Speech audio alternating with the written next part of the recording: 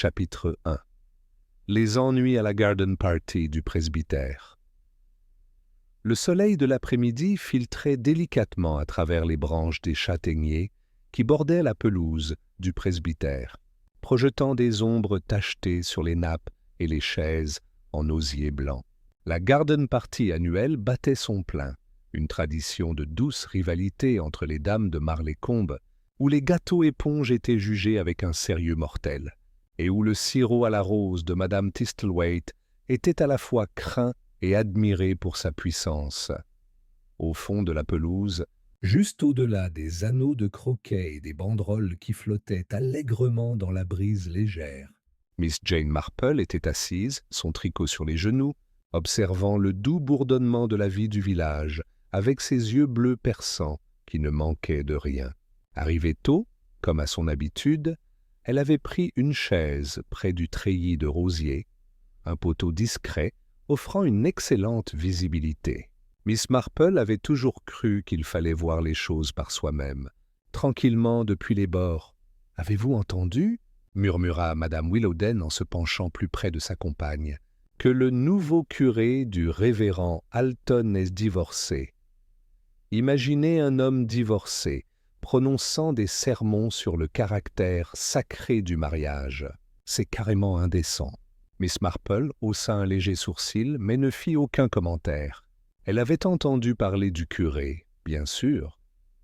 Monsieur Giles Hadlow, grand, poli et bien trop réservé, était arrivé à Marleycombe 3 semaines auparavant. Elle avait observé son étrange malaise auprès des femmes d'un certain âge, et remarqué aussi sa façon de toujours observer les mains plutôt que les yeux. Un homme au secret peut-être, mais pas forcément malicieux. Mais ce n'est pas M. Hadlow qui a suscité le véritable engouement cette année. Cette distinction revient à Madame Emery, ou plutôt veuve Emery, revenue au village après 10 ans d'absence, paraissait plus mince, plus riche et considérablement plus mystérieuse qu'à son départ. La rumeur courait qu'elle était allée en Italie, ou peut-être sur la Riviera, selon les sources. Son défunt mari, Arthur Emery, était mort à l'étranger, étrangement vite, murmuraient certains, et lui avait laissé une fortune considérable. Madame Emery tenait sa cour près de l'urne à thé, parlant avec le docteur Penrose, le médecin du village, et M. Félix Dean, l'avocat à la retraite dont les yeux s'attardèrent beaucoup trop longtemps sur son collier, un curieux médaillon en argent qui brillait étrangement au soleil. « C'est un chandelier », dit la petite Milly Longhurst en levant les yeux vers le collier. Elle avait peut-être 9 ans, était la fille de l'institutrice et n'avait aucune ruse. On dirait un chandelier, non? La main de Madame Emery se porta brusquement au pendentif, comme si elle avait été piquée, et pendant un instant, son attitude vacilla. Le docteur Penrose le remarqua aussi. Ses lèvres se pincèrent, mais ce fut Miss Marple, à quelques mètres de là, sous couvert de se cacher, qui vit les jointures de la femme blanchir autour de la chaîne. « Un héritage familial ?» dit enfin Madame Emery, la voix redevenue douce. « Du côté de ma grand-mère ?» Milly cligna des yeux. « Alors pourquoi la fermes-tu à clé si elle s'ouvre ?» Avant que Madame Emery puisse répondre, un cri aigu retentit près de la table à gâteaux. Un homme trébucha en avant, se tenant la poitrine. C'était M. Crispin Vale, l'horloger local. Entre tous, et il s'effondra sur les genoux d'une Miss Coulter sans méfiance, qui poussa un cri perçant comme un pont. Le chaos fut immédiat. Les assiettes s'entrechoquèrent, le thé se renversa, et Madame de Cam s'évanouit. Le docteur Penrose fut aux côtés de M. Vale en quelques instants, réclamant de la place. Les gens se pressèrent, comme dans les petits villages, à la fois horrifiés et d'une curiosité maladive. Miss Marple, se déplaçant plus rapidement qu'on ne pourrait l'attendre d'une femme de son âge, arriva juste à temps pour entendre les derniers mots rauques de M. Vale. « C'était le chandelier. » Et puis il est parti, 1 heure plus tard. Le jardin du presbytère était vidé de ses invités et rempli de policiers. L'inspecteur Frankley était arrivé de Muchwellow avec l'air las d'un homme espérant un dimanche tranquille. Il était petit, l'air constamment emporté par le vent, et portait derrière l'oreille un crayon qu'il ne semblait jamais utiliser. Des causes naturelles, docteur? Demanda-t-il vivement, en regardant le corps maintenant étendu sur un drap de lin blanc. Le docteur Penrose secoua la tête. Anormal, j'en ai peur. Les symptômes suggèrent la strychnine. Action rapide. Violente convulsion. Ce n'était pas son cœur. J'aurais parié ma vie là-dessus. Quelqu'un a apporté du poison à une garden party paroissiale, murmura l'inspecteur. Je suppose que le concours de gâteaux vient de devenir un peu plus compétitif. Miss Marple, qui s'était réfugiée dans le bureau du vicaire avec une tasse de thé sans sucre, paraissait pensive. Elle aimait rarement parler trop vite, mais quelque chose, dans les derniers mots de M. Val et l'étrange réaction de Mme Emery à la remarque innocente de l'enfant, la piqua comme une aiguille dans de la laine. L'inspecteur passa la tête dans la pièce. « Ah, Miss Marple, j'espérais vous parler. Vous étiez tout près du défunt, je crois. » Elle sourit doucement. « Assez près pour l'entendre parler, oui. Quelque chose d'utile ?» Il a dit « le chandelier ». L'inspecteur se gratta le menton. « Un chandelier ?»« Quel chandelier ?»« C'est ce que je veux découvrir, » dit Miss Marple en sirotant son thé. Dehors, le village de Marlécombe s'était immergé dans un silence inquiétant. On décrochait les banderoles, on repliait les tables. Mais quelque chose persistait dans l'air estival, une aigreur, une note inachevée. Et dans un coin de son salon de Church Lane, Miss Marple retourna à son fauteuil, son tricot intact. Son esprit, cependant, brodait déjà quelque chose de bien plus complexe que du fil.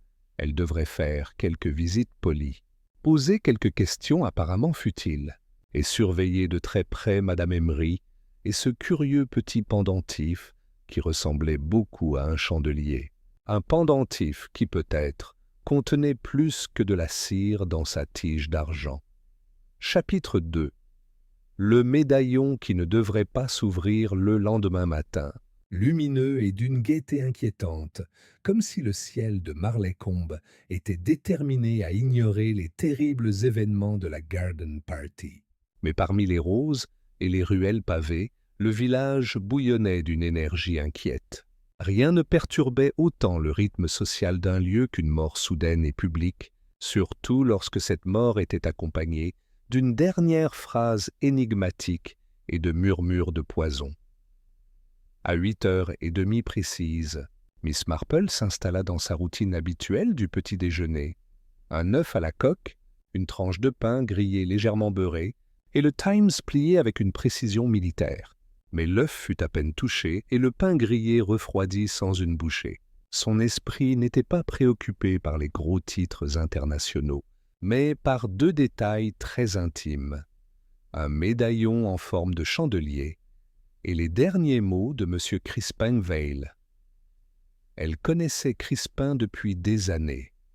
Un horloger aux manières douces, méticuleux sur le temps, mais jamais désagréable.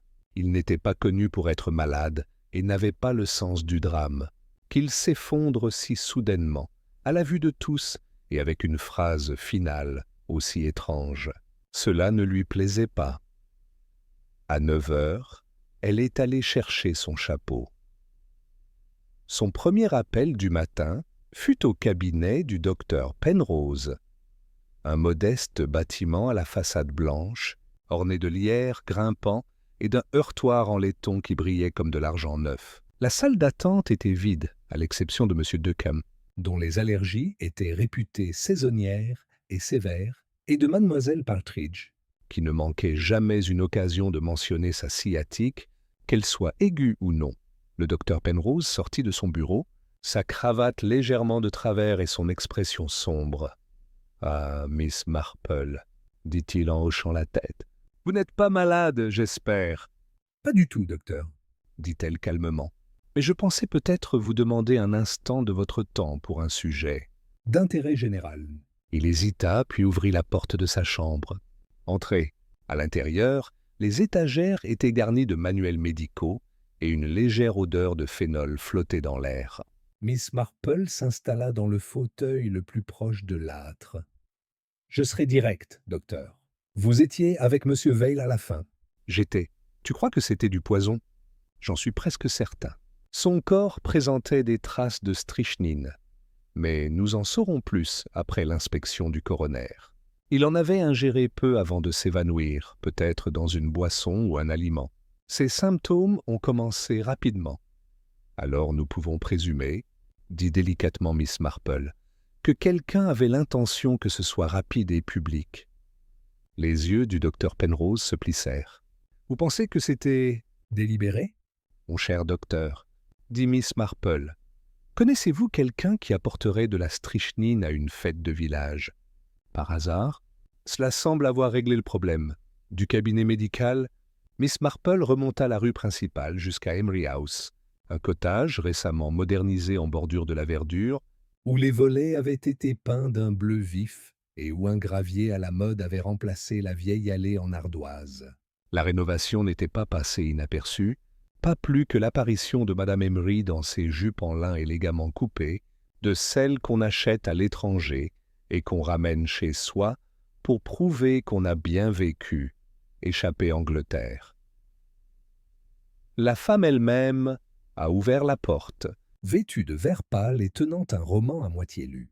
« Mademoiselle Marple, dit-elle d'une voix hésitante, je ne m'attendais pas à des visites si tôt. Je vous demande pardon, je ne resterai pas longtemps. Je me demandais simplement si vous étiez bien remis des événements malheureux d'hier. » Madame Emery cligna des yeux, son expression vacillante. C'était un véritable choc. « À nous tous, » acquiesça Miss Marple. M. Vail était un homme gentil et ponctuel. Il réglait toujours mes horloges à l'heure, même quand elles ne le demandaient pas. Un léger sourire apparut sur les lèvres de Madame Emery, mais il disparut rapidement. « Je suppose, dit-elle, que nous devrions tous mieux gérer notre temps. »« C'est tellement vrai, murmura Miss Marple. « Et en parlant de temps, vous parliez avec le docteur Penrose et M. Dean quand c'est arrivé, je crois. » Une légère hésitation. « Oui, on parlait de l'Italie. J'ai passé quelques années à Florence, tu sais. C'est là que vous avez perdu votre mari, dit doucement Miss Marple. « C'est tellement tragique. » « Oui. » Un éclair, chagrin, agacement, calcul traversa son visage. Une crise cardiaque. Comme c'est soudain, dit Miss Marple, même si parfois le cœur peut donner l'alerte si on écoute attentivement. Comme une horloge, j'imagine. Un tic-tac qui devient irrégulier. Madame Emery eut un sourire crispé. « Vous n'êtes pas venu pour parler d'Arthur, n'est-ce pas ?»« Bien sûr que non. Seulement, on entend des choses. Que votre médaillon est assez inhabituel. Un chandelier, n'est-ce pas ?» Milly Longhurst la trouvait très étrange. La main de la femme se porta à nouveau à son cou, un mouvement inconscient, rapide et protecteur. « Oui, dit-elle. Un cadeau de mon mari, il y a des années. On aurait dit qu'il allait s'ouvrir. Ce n'est pas le cas. » Miss Marple laissa le silence s'éterniser. Les enfants remarquent souvent ce genre de choses. Et M. Vail, ses derniers mots concernaient un chandelier. Curieuse coïncidence. Les jointures de Madame Emery blanchirent à nouveau. Il devait délirer. « Oui, dit Miss Marple. Et pourtant, c'est souvent dans le délire que la vérité s'échappe. Quand l'esprit perd sa prudence, son filtrage civilisé, Madame Emery se leva brusquement. « Si vous voulez bien m'excuser, j'ai un appel à passer. »« Bien sûr, » dit Miss Marple en se levant. « Vous avez été très gentil. » De retour dans son cottage, Miss Marple était assise près du feu, une seule note posée sur ses genoux. Pendentif chandelier, recherchez l'origine. Strychnine, dernière fois disponible en pharmacie. Demandez pourquoi Vail, pourquoi maintenant. Et en dessous, dans sa plaque de cuivre soignée, on tue rarement sans prévenir. Il y a toujours une histoire ou une habitude. Elle repensa aux doigts de Madame Emery serrant le pendentif, à l'éclat d'une énergie folle derrière son sourire raffiné. Une femme revenue à Marleycombe, non pas pour renouer des liens, mais pour fuir quelque chose. Ou peut-être quelqu'un. Miss Marple n'était pas prête à tirer de conclusion. Mais elle savait ceci. Lorsqu'un mourant nomme un objet et qu'une femme sursaute à sa simple évocation, il faut examiner cet objet de très près, parce que parfois, un chandelier fait plus que contenir une flamme. Cela pourrait contenir un secret. Chapitre 3. Le grand livre de l'apothicaire. Bien que Marleycombe fut un petit village en grande partie autosuffisant.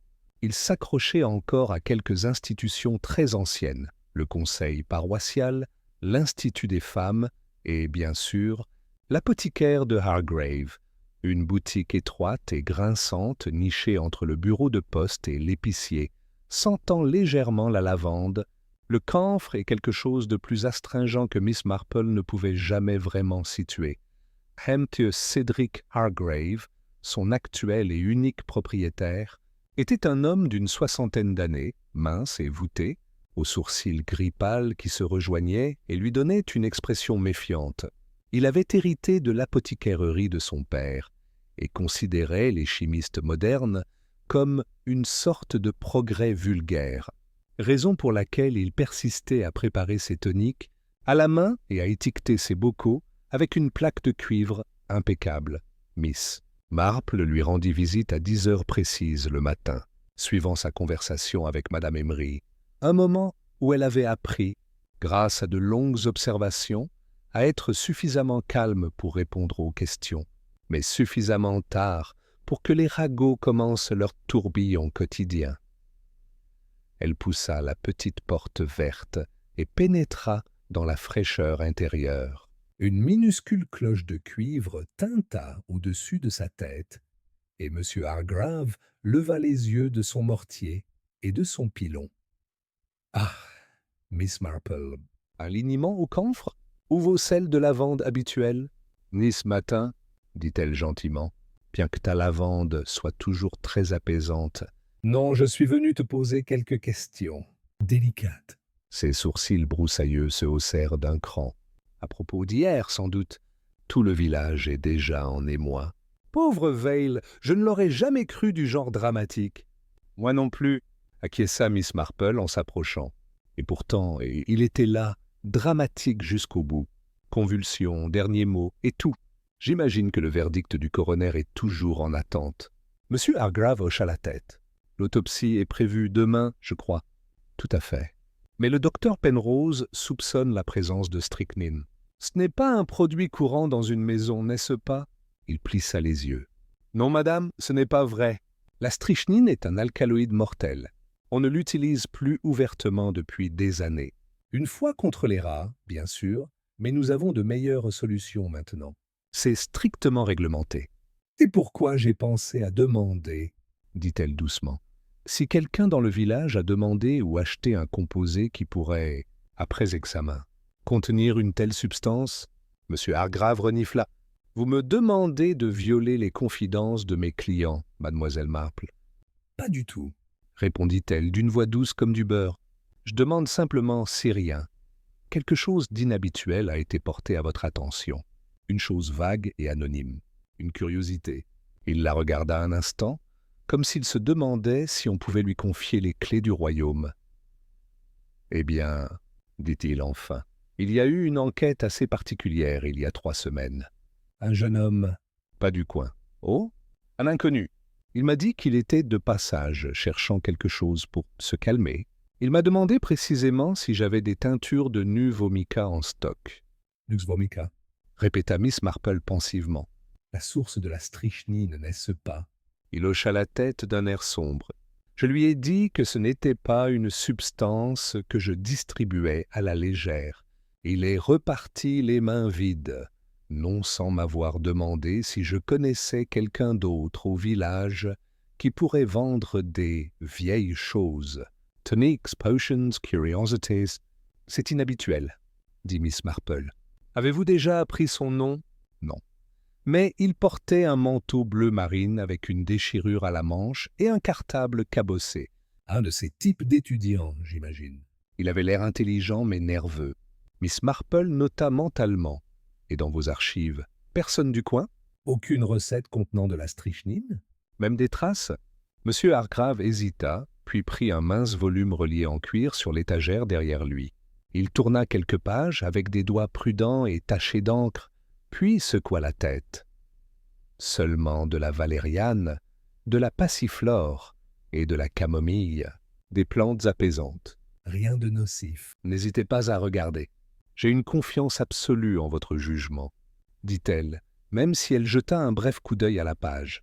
L'écriture soignée de M. Hargrave détaillait chaque composé par son nom, son destinataire et son but. Il y avait quelque chose d'étrangement réconfortant là-dedans, l'ordre au milieu du chaos.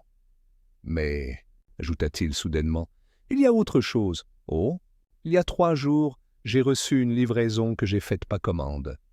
Miss Marple se pencha, son sac à tricot reposant légèrement sur le comptoir. Un petit colis, sans adresse de retour, contenait une fiole, sans étiquette, dans un contenant en verre foncé, et un mot. Il le récupéra sous le comptoir et le lui tendit. Le papier était fin et jauni, l'encre maculée. On pouvait y lire « Pour un sommeil paisible », à utiliser avec parcimonie. Il n'y avait pas de signature.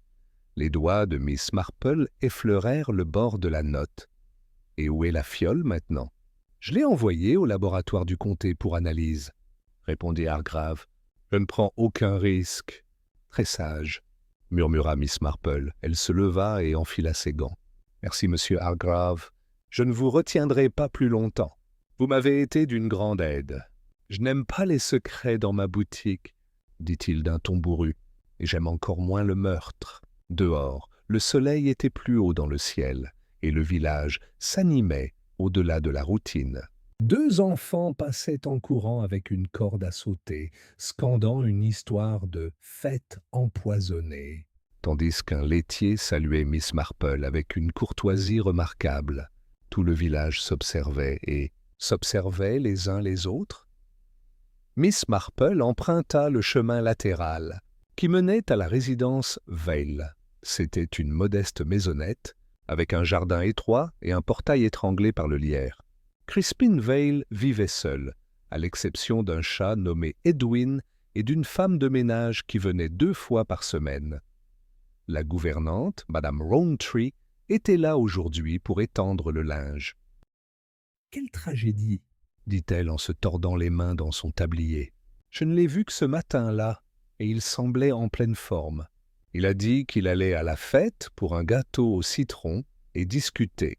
Il n'a pas dit un mot sur son malaise. » Miss Marple hocha la tête avec sympathie. « A-t-il mentionné avoir rencontré quelqu'un en particulier ? » ?»« Non, madame. » Il semblait préoccupé. « Pas vraiment nerveux, juste pensif. A-t-il reçu des visites récemment ?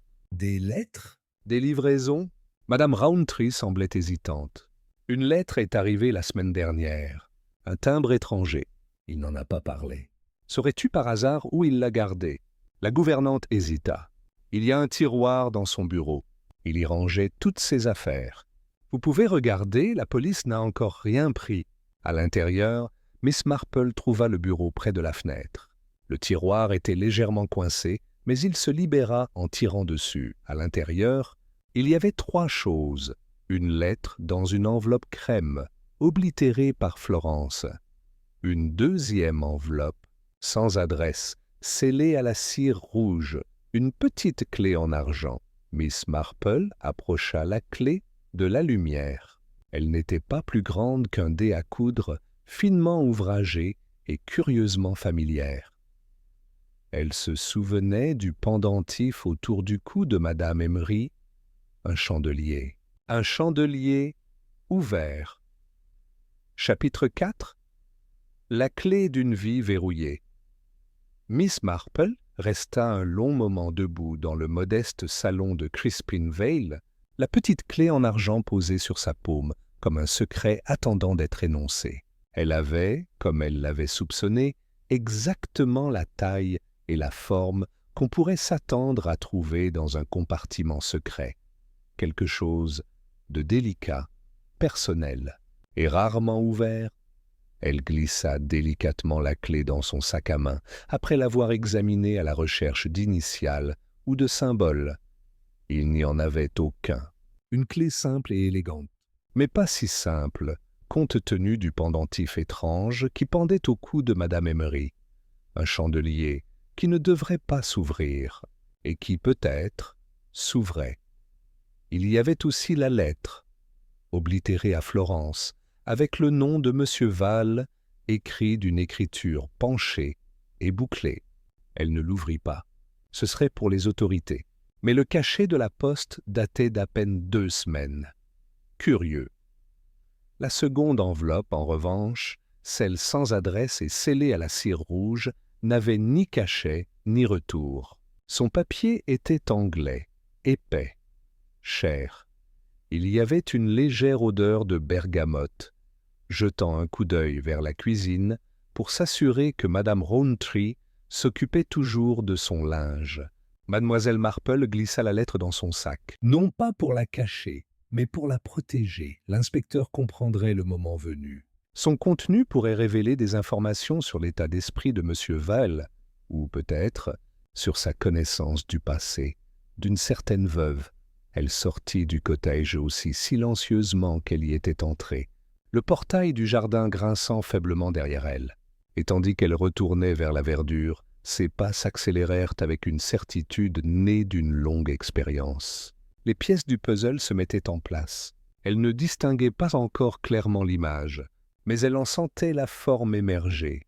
De retour à son cottage de Church Lane, Miss Marple était assise dans le salon avec une tasse de Darjeeling léger et un biscuit au beurre.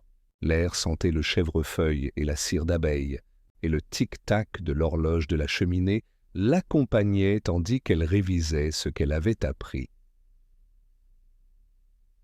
Observation 1.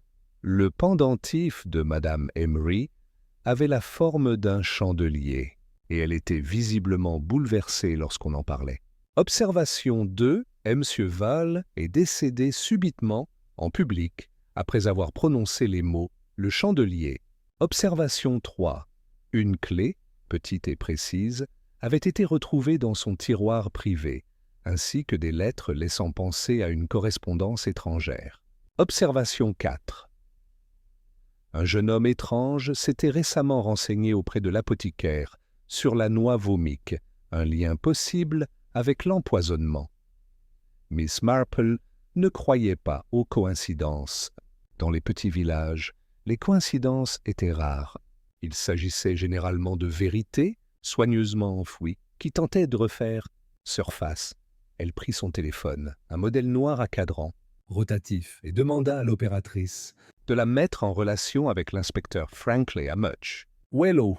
Lorsque l'inspecteur est arrivé en ligne, il semblait à moitié distrait et complètement irrité. « Oui. »« Miss Marple, qu'est-ce qu'il y a maintenant ?»« Je vous demande pardon de vous déranger, inspecteur, mais je crois avoir trouvé quelque chose d'intéressant pour cette affaire. » Il y eut une pause. « Je t'écoute. » À 4 heures de l'après-midi, l'inspecteur Franklin était assis, raide comme un piquet, dans le salon de Miss Marple, les yeux fixés sur la clé d'argent comme si elle allait exploser.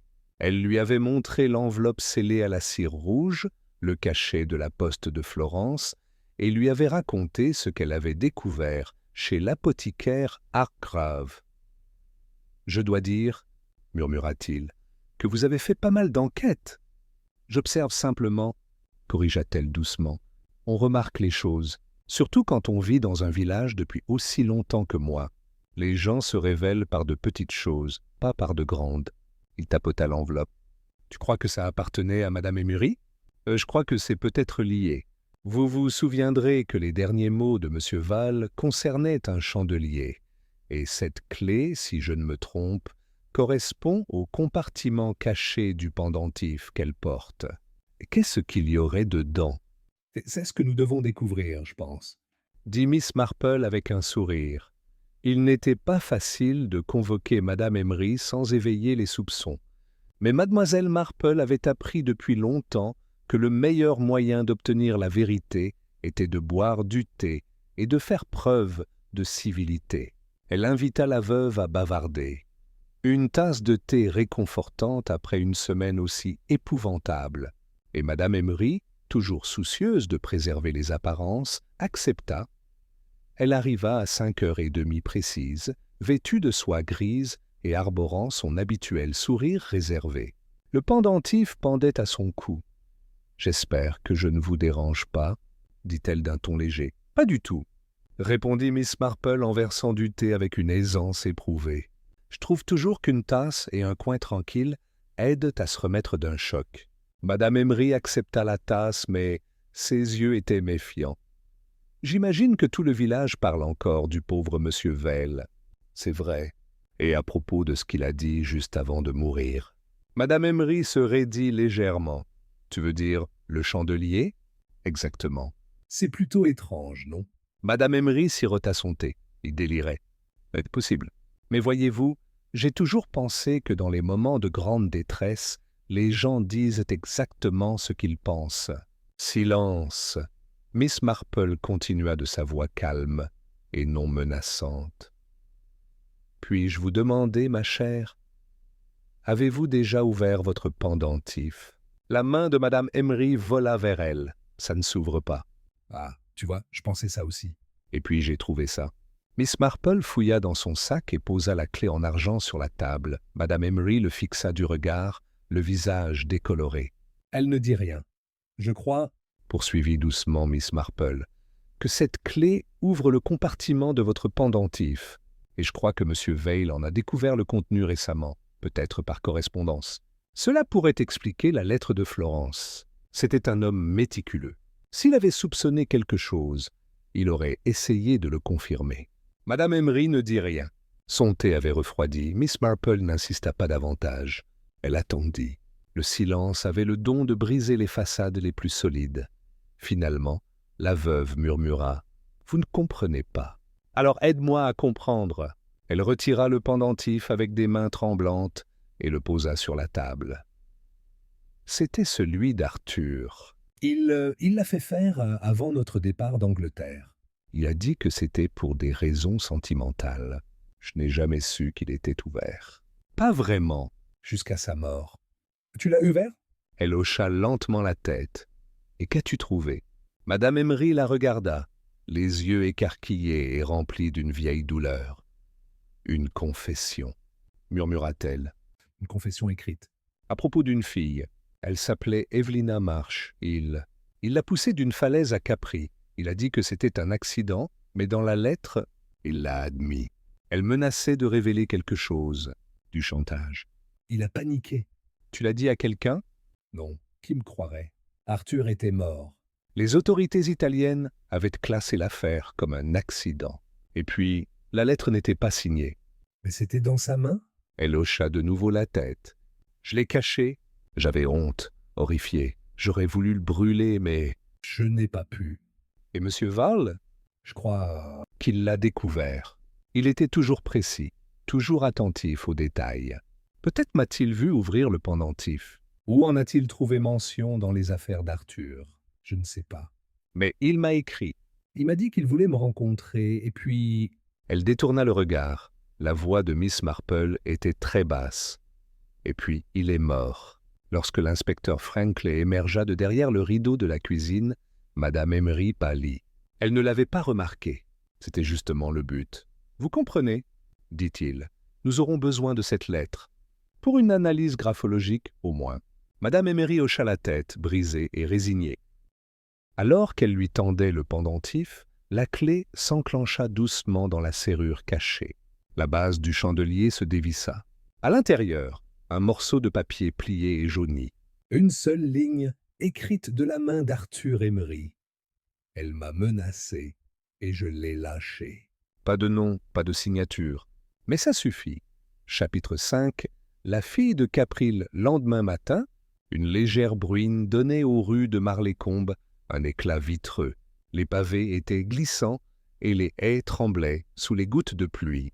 C'était le genre de matinée anglaise qui étouffait les bruits et encourageait les secrets à rester cachés. Miss Marple, cependant, était déjà levée, vêtue de sa jupe en tweed, la plus épaisse, et d'un imperméable robuste, son chapeau soigneusement épinglé.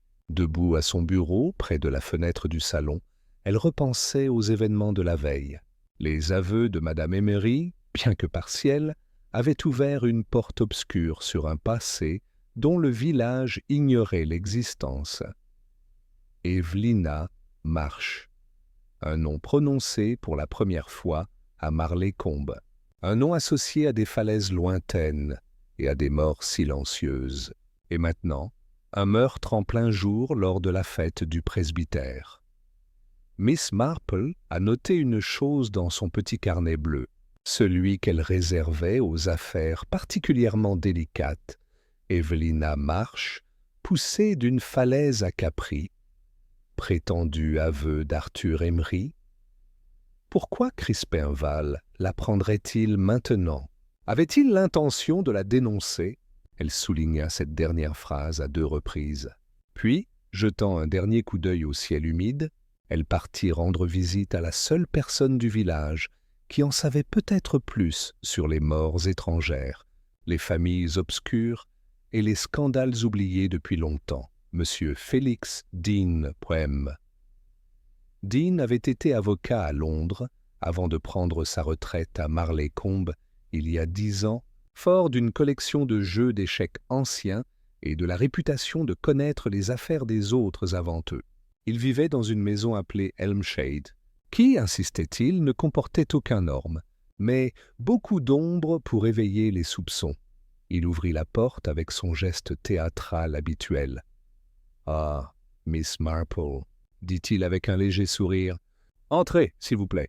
Je suppose que vous êtes venu au sujet de notre regretté ami Monsieur Val, entre autres choses, » répondit-elle. « Je crois que vous avez connu feu Arthur Emery. » Dean la conduisit dans un salon rempli de livres de droit et d'un globe terrestre plutôt poussiéreux. Professionnellement, oui. J'ai rédigé pour lui des contrats de propriété et réglé quelques litiges mineurs concernant des limites de terrain. Et sa femme? Ah! Il lui versa une tasse de café sans même demander. Voilà une femme ambitieuse, pas au sens vulgaire du terme. Elle ne recherchait pas l'attention, mais elle appréciait la liberté. Elle voulait quitter la vie de village dès leur mariage. Avez-vous déjà rencontré Evelina Marsh? Monsieur Dean s'arrêta, la cafetière à moitié inclinée. Voilà un nom que je n'ai pas entendu depuis très longtemps. Alors vous avoir, je l'ai entendu? Oui, dit-il lentement, mais pas à Marley-Combe. La famille Marsh avait une fille, Evelina, qui avait déménagé à l'étranger au début de la vingtaine. Elle était connue pour son indépendance. Une de ses filles, qui portait le pantalon avant que ce soit respectable. Elle correspondait cependant avec quelqu'un d'ici. Je me souviens avoir vu une lettre d'Arthur Emery qui lui était adressée, il y a des années. Était-il impliqué dans une relation amoureuse? Je ne saurais le dire. Arthur était discret et je ne suis jamais indiscret, officiellement du moins. Mais il y avait des rumeurs. Elle a vécu à Naples un temps, puis à Capri. Elle était modèle pour un artiste, je crois. Miss Marple remua son café. Il y a des raisons de croire que M. Emery l'a tuée, l'a poussée d'une falaise. Dean haussa les sourcils. Mon Dieu, c'est plutôt lyrique. Il y a également des raisons de croire que Mme Emery a caché une confession écrite dans le pendentif qu'elle porte. Dean cligna des yeux. Le chandelier? Oui, il se renfonça dans son fauteuil, visiblement secoué. Ça explique, Val. Tu penses qu'il le savait? Savoir, il posait des questions. Il est venu me voir la semaine dernière pour me demander des nouvelles des démarches juridiques d'Arthur à l'étranger. Il voulait savoir si j'avais déjà authentifié des documents concernant des questions d'héritage. J'ai trouvé cela étrange. Il semblait penser que Mme Emery cachait quelque chose concernant la succession d'Arthur. Vraiment? C'est possible. Si Arthur a laissé un écrit susceptible de l'impliquer, et, par extension, d'impliquer la sienne, cela pourrait tout affecter. Et croyez-vous qu'elle a tué M. Vail? Dean ne répondit pas immédiatement. Il fixa par la fenêtre la brume qui s'accrochait aux arbres. « Je ne sais pas, » dit-il enfin. « Mais si j'avais gardé ce genre de secret pendant 10 ans, je ferais n'importe quoi pour le garder enfoui. » Cet après-midi-là, Miss Marple se rendit discrètement au bureau des archives du comté. Ce n'était pas loin, juste un trajet en train et une courte marche, et elle savait exactement quoi demander. Après tout, si Evelina Marsh était vraiment morte sur une falaise en Italie, il devait bien exister une trace de son décès. La jeune employée du bureau des archives, une fille soignée avec de l'encre sur les doigts et un crayon caché derrière l'oreille, est revenue avec un dossier. « Mademoiselle Evelina Marsh ?» lut-elle en parcourant la page. « Décédée le 17 mai, il y a 10 ans. Lieu du décès, Capri, cause, chute accidentelle. » Le corps a été identifié par un ressortissant britannique, Arthur Emery, mentionné comme ami du défunt. Y a-t-il eu une enquête? Oui, à Naples. Les conclusions n'ont pas été concluantes. Aucune poursuite pénale n'a été engagée. Y avait-il des témoins? La fille secoua la tête. Seulement M. Emery. Miss Marple hocha la tête, la remercia et regagna lentement la bruine. Un témoin unique. Une histoire d'amour. Une confession scellée dans un chandelier pour une décennie. Et maintenant, un homme assassiné parce qu'il connaissait la vérité. À son retour à Marley-Combe, elle trouva un mot épinglé à sa porte. Il provenait de l'inspecteur Franklin, écrit avec son style direct habituel, urgent. « Venez au presbytère. Développement concernant Madame Emery. Elle n'a même pas enlevé son manteau. » Au presbytère, l'inspecteur se tenait sous les combles, fumant furieusement. « Elle a disparu !» dit-il avant que Miss Marple ne puisse parler. Elle a préparé un petit sac et dit à sa gouvernante qu'elle partait pour Londres. Mais elle n'est jamais montée dans le train. Quand est-elle partie? Tout ce matin? La gouvernante a trouvé ça bizarre. Elle semblait nerveuse. Elle a dit qu'elle allait rendre visite à une cousine à Kensington. Mais aucun nom de cousin n'est inscrit à son nom, et elle n'est jamais arrivée à la gare. Miss Marple soupira. J'avais peur qu'elle s'enfuie. Pourquoi? Elle sait qu'elle est piégée. La mort de Vail, les aveux, le pendentif, tout se rapproche. Je pense qu'elle croyait qu'en partant assez vite, elle pourrait disparaître à nouveau. Comme après la mort d'Arthur, l'inspecteur jura dans sa barbe. Miss Marple leva les yeux vers le ciel. La pluie tombait à nouveau, douce et régulière, comme le tic-tac d'une horloge. « Elle n'ira pas loin, » dit-elle. Finalement, les gens n'y arrivent jamais, surtout quand ils ont un sentiment de culpabilité comme le sien. Ils reviennent toujours à l'endroit qu'ils pensent pouvoir contrôler. Franklin fronça les sourcils. « Où allons-nous chercher ?» Les yeux de Miss Marple se rétrécirent. « Nous regardons, » dit-elle doucement. « Où tout a commencé. » Chapitre 6. Le retour de la veuve. Le lendemain matin, le village de Marley-Combe s'éveilla sous un ciel couleur d'étain, l'air lourd de promesses de pluie. Un silence plus profond que d'habitude s'était installé sur le village. La disparition de Madame Emery était désormais de notoriété publique, et même le facteur distribuait les lettres d'un air solennel. Personne ne le dit à voix haute, mais un fugitif parmi eux projetait une ombre considérable. Et à Marley-Combe, les ombres ne passaient pas inaperçues. Dans le salon de sa chaumière, Miss Marple était assise devant un petit feu, penchée sur une carte de l'Ordnance Survey de la campagne environnante. Une tasse de thé froid était oubliée à côté d'elle, et son tricot, intact, reposait sur l'accoudoir de son fauteuil. Elle traça du doigt la lisière du bois de Marley-Combe, une étroite bande d'arbres qui bordait l'ancienne propriété d'été des Emery, maison Cransmere, désormais fermée et invendue depuis longtemps. Cransmere avait été autrefois une belle maison. Arthur Emery l'avait héritée d'un oncle sans enfant et l'avait conservée comme un refuge, loin du village, un lieu de silence et de secret. Miss Marple se souvenait d'une invitation qu'elle avait déclinée bien des années auparavant. Quelque chose dans cet endroit, même à l'époque, lui avait semblé légèrement étrange. Elle se leva vivement, enfila son pardessus et sortit une petite lampe de poche du placard. D'après son expérience, le passé restait rarement enfoui, et les gens retournaient souvent au dernier endroit où ils se sentaient maîtres de la situation. L'allée menant à Cransmere House était envahie par la végétation, le chemin autrefois gravillonné n'étant plus qu'un ruban humide de mousse et de traces de pneus. L'inspecteur Franklin conduisait en silence, Miss Marple assise à ses côtés, l'air serein. Il avait depuis longtemps renoncé à remettre en question son instinct, surtout lorsqu'il était plus efficace que ses agents. « On s'attend à ce qu'elle soit armée ?» demanda-t-il d'un air sombre, alors qu'il s'arrêtait devant les portes de fer. « Pas au sens conventionnel du terme, » répondit Miss Marple, « mais une femme désespérée au passé brisé est néanmoins dangereuse. » La maison se profilait grise et creuse à travers la brume. Le lierre s'enroulait autour de la pierre comme des veines, et plusieurs fenêtres restaient vides, leurs volets brisés ou manquants. La porte d'entrée était légèrement entr'ouverte. Franklin tendit la main vers son revolver. « Reste derrière moi. » Mais Miss Marple suivait de près. À l'intérieur, la maison sentait l'humidité et les feux éteints depuis longtemps. L'air était froid, comme si les murs eux-mêmes avaient perdu tout espoir de chaleur. Ils traversèrent le grand hall d'entrée, où un seul tableau, un paysage marin orageux, était encore accroché au-dessus de la cheminée. Un bruit résonna à l'arrière de la maison. Un grincement de plancher. Le grincement d'une chaise. Franklin leva la main, signalant le silence.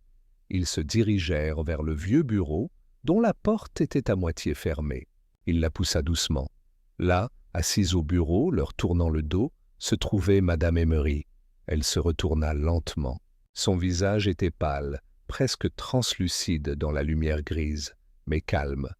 « Je me demandais combien de temps cela te prendrait, » dit-elle doucement. « Tu n'as pas rendu les choses trop difficiles, » dit doucement Miss Marple. « Je ne voulais pas courir. » « Pas vraiment, mais j'avais besoin de réfléchir. J'avais besoin de me souvenir de ce que j'avais fait. » Franklin entra prudemment. « Vous êtes consciente de la gravité de votre situation, madame ?»« Je suis. » Il baissa légèrement le revolver. Madame Emery regarda Miss Marple, les yeux enfoncés et fatigués. « Ce n'était pas censé se passer comme ça, » dit-elle. « Avec Veil, je veux dire, je voulais juste l'effrayer. Je pensais que si je pouvais accéder à la confession la première, la détruire, il n'aurait rien. Mais ensuite, j'ai réalisé qu'il avait dû la copier. Ou prendre des notes. J'ai paniqué. J'ai glissé quelque chose dans son verre à la fête. Une toute petite quantité. De la strychnine, dit Franklin, elle hocha la tête. Je ne pensais pas que ça réagirait si vite. Je pensais pouvoir intervenir. Feindre l'inquiétude. Mais ça m'a été rapide. Tellement rapide. Miss Marple s'assit en face d'elle. Tu portes la culpabilité d'Arthur depuis 10 ans. J'allais tout gâcher. La confession. Mais je n'ai pas pu. Parce qu'une partie de moi se sentait complice. Je savais ce qu'il avait fait. Je le savais avant même qu'on quitte Capri. Pourquoi n'es-tu pas allé voir la police alors? Parce que j'avais peur. Parce que j'étais mariée avec lui. Parce que je ne savais pas qui j'étais sans lui. Sa voix se brisa. Et quand il est mort, d'une crise cardiaque, certes, mais aussi par justice poétique, j'ai cru avoir enterré le passé avec lui. Je pensais pouvoir prendre un nouveau départ, rentrer à la maison, être quelqu'un d'autre. Mais M. Veil a vu clair. Il l'a fait. Et je n'ai pas pu le supporter. Franklin fouilla dans son manteau. « Je vais devoir vous mettre en garde à vue. » Je sais, elle se leva. Ses mains tremblaient, mais elle ne fit aucun geste pour fuir. Miss Marple se leva à son tour. « Il y a une chose que je ne comprends pas. » Madame Emery se retourna. « Oui? Pourquoi maintenant? Pourquoi Veil a-t-il décidé de déterrer tout ça après tant d'années ?» Madame Emery hésita, puis fouilla dans le tiroir du bureau et en sortit une photo. Elle la tendit à mademoiselle Marple. C'était une jeune femme. Menton pointu, regard vif. Une ressemblance avec la seule photographie d'Evelina Marsh que Miss Marple avait vue aux archives du comté. « Ma fille, » dit Madame Emery, « la fille d'Evelina, elle m'a retrouvée. Elle a d'abord écrit à Veil. Il avait réparé une montre d'Arthur des années auparavant. Elle cherchait sa mère. Elle croyait qu'Evelina n'était pas morte accidentellement. Elle croyait qu'il y avait un mensonge. » Miss Marple étudia la photo. « Elle est venue ici? » Non. Elle posait des questions à distance. De Florence, mais Veil savait. Il avait dû commencer à comprendre. Franklin a demandé « Comment s'appelle-t-elle » ? « Helena Marsh. » Plus tard dans la soirée, de retour dans son salon, le feu allumé et l'orage enfin levé, Miss Marple songea à la fâcheuse habitude du passé de s'enraciner dans le présent. Une jeune femme en Italie à la recherche de sa mère. Une veuve hantée par le silence. Un homme qui aimait la vérité plus que sa propre sécurité. Elle regarda à nouveau la photo d'Helena, qui lui avait été passée avant que Madame Emery ne soit emmenée. Et quelque chose remua en elle. « Elle viendra, » dit doucement Miss Marple. « Un jour elle viendra dans ce village, et elle voudra connaître toute la vérité. Et quand elle le ferait, Marley Combe devrait trouver le courage de le dire. Chapitre 7. La fille qui posait trop de questions.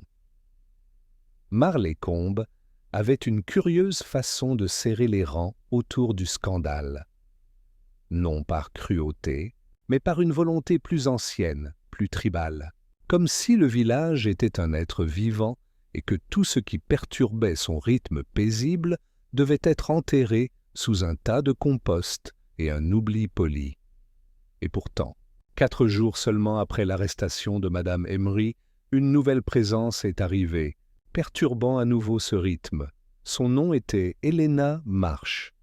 Elle arriva sans tambour, ni trompette, ni voiture, ni malle, ni télégramme d'avertissement. Juste une petite valise et un long manteau vert, autrefois à la mode, maintenant usé jusqu'à la corde. La jeune fille, et c'était encore une jeune fille à peine âgée de 23 ans, selon les estimations de Miss Marple, avait une démarche qui frappait les gens. Non pas par beauté, même si elle avait hérité d'une partie de l'élégance de sa mère, mais par détermination, elle n'errait pas, elle cherchait Miss. Marple la vit pour la première fois.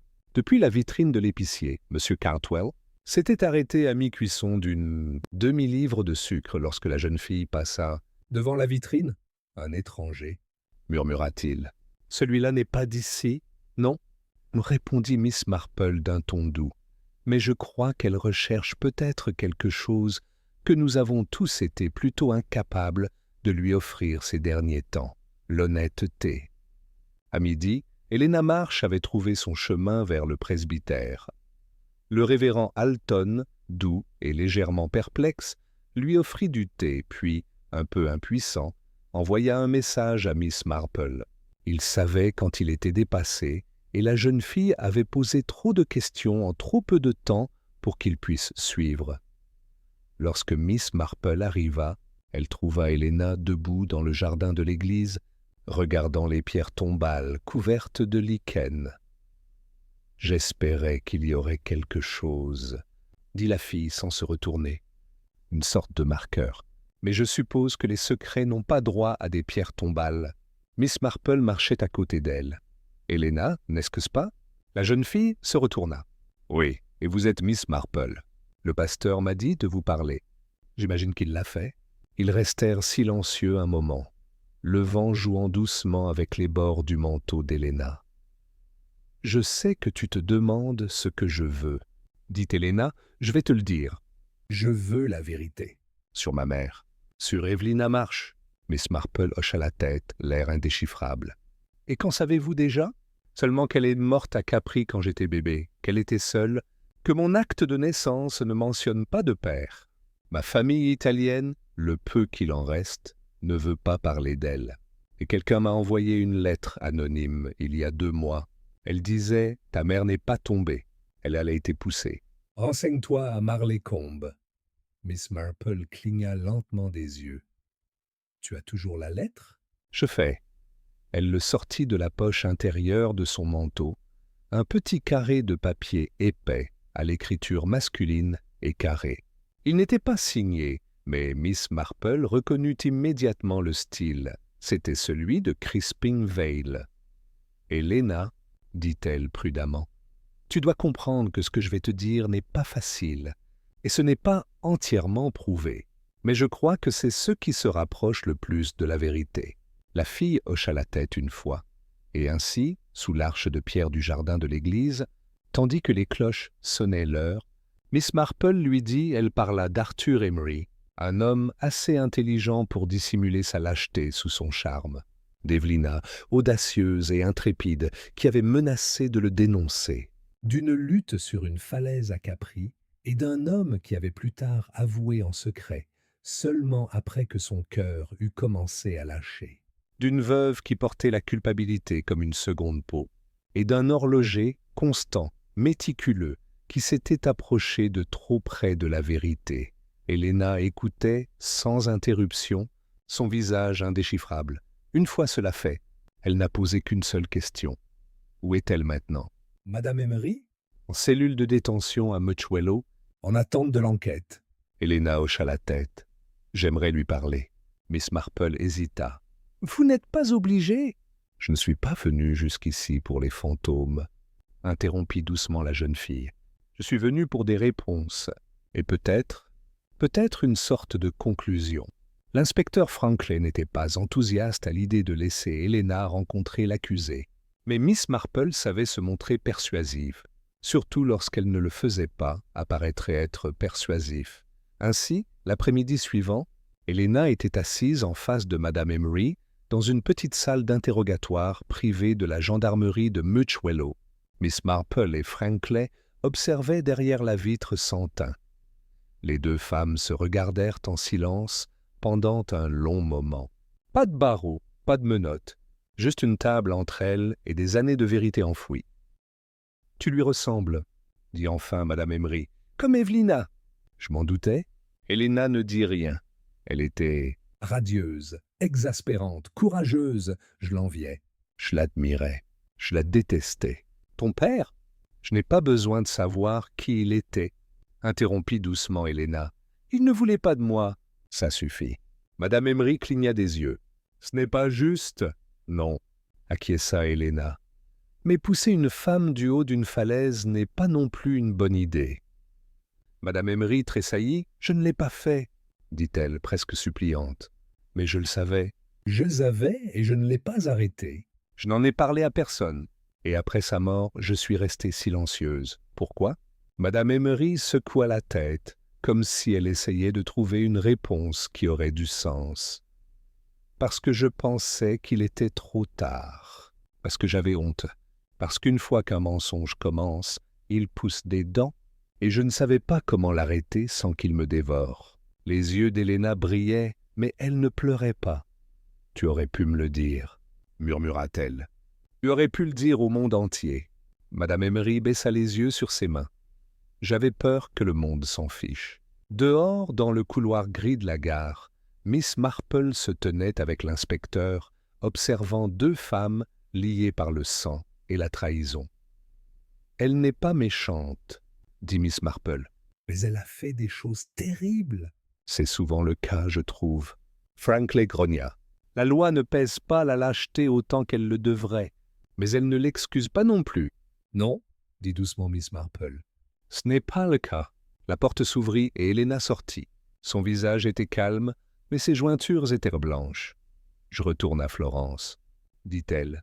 Miss Marple hocha la tête. « Voulez-vous lui écrire ? » ?»« Peut-être, un jour, quand je saurai ce que je veux dire. » Elle regarda alors Miss Marple avec une sorte de gratitude. « Merci de m'avoir rendu ma mère, même si ce n'est qu'une histoire. C'est toujours mieux que le silence. » Ce soir-là, Miss Marple retourna à son cottage et ouvrit une dernière fois son carnet sous la douce lumière de sa lampe de lecture. Elle a écrit « La vérité, lorsqu'elle arrive enfin, apporte rarement la paix, mais elle apporte la clarté, et cela suffit peut-être. » Elle ferma le carnet, croisa les mains sur ses genoux et écouta le tic-tac silencieux de l'horloge de la cheminée. Et dans le silence qui suivit, Marlécombe expira, pas vraiment de soulagement, mais d'acceptation. Le passé avait parlé, maintenant, enfin, il pouvait se reposer. Chapitre 8. Un village qui en sait trop Marlécombe n'était pas un village qui oubliait facilement. Bien qu'aucun avis n'ait été affiché et qu'aucun titre ne l'ait annoncé, la nouvelle de l'arrestation de Madame Emery et de la visite d'Helena Marsh s'était répandue comme une fumée à travers un toit de chaume, discrète, envahissante et impossible à ignorer. Pourtant, comme pour toutes les affaires de ce genre dans les villages anglais, le scandale était devenu partie intégrante du paysage non dit, enveloppé dans des silences polis et des regards étudiés autour d'une tasse de thé. Les magasins sont restés ouverts, le courrier est arrivé et les cloches des églises ont sonné dimanche, mais quelque chose avait changé. Les villageois avaient dû commencer à se surveiller les uns les autres de plus près. Au cœur de tout cela, Miss Marple continuait ses promenades, ses visites, ses douces questions. Mais elle aussi était perturbée, car bien que la veuve ait avoué et que le mobile ait été découvert, quelque chose dans l'affaire résistait encore à une clôture nette. C'est une conversation avec M. Hargrave, l'apothicaire, qui a ramené ce sentiment au premier plan. « Je dois dire, dit-il un matin en mesurant les pastilles contre la toux de la jeune Sarah Gilling, que cette histoire avec Madame Emery a bafoué la confiance. Qui peut dire qui sera le prochain ? En effet, répondit Miss Marple en observant une série de bouteilles neuves sur son comptoir, même si la confiance, comme la confiture, a tendance à s'éteindre doucement. Hargrave eut un petit rire. C'est tout à fait vrai. Mais je me suis souvenu d'un truc bizarre hier. Ce colis que j'ai reçu, celui avec la bouteille non marquée, tu te souviens ? Miss Marple hocha la tête. La fiole était arrivée anonymement, sans étiquette, si ce n'est une note énigmatique, pour un sommeil paisible. À utiliser avec parcimonie. Eh bien, Dit Hargrave. Je n'y ai plus prêté attention après que l'analyse se soit révélée peu concluante. Mais en classant les reçus, je me suis rendu compte que cela arrivait 2 jours seulement après la visite de M. Vail. Ce timing me paraît... suspect? Miss Marple plissa les yeux. Avez-vous déjà comparé l'écriture de ce mot à celle de quelqu'un d'autre ? Hargrave haussa les épaules. Je n'avais pas grand-chose à comparer. Au début, elle ne dit rien.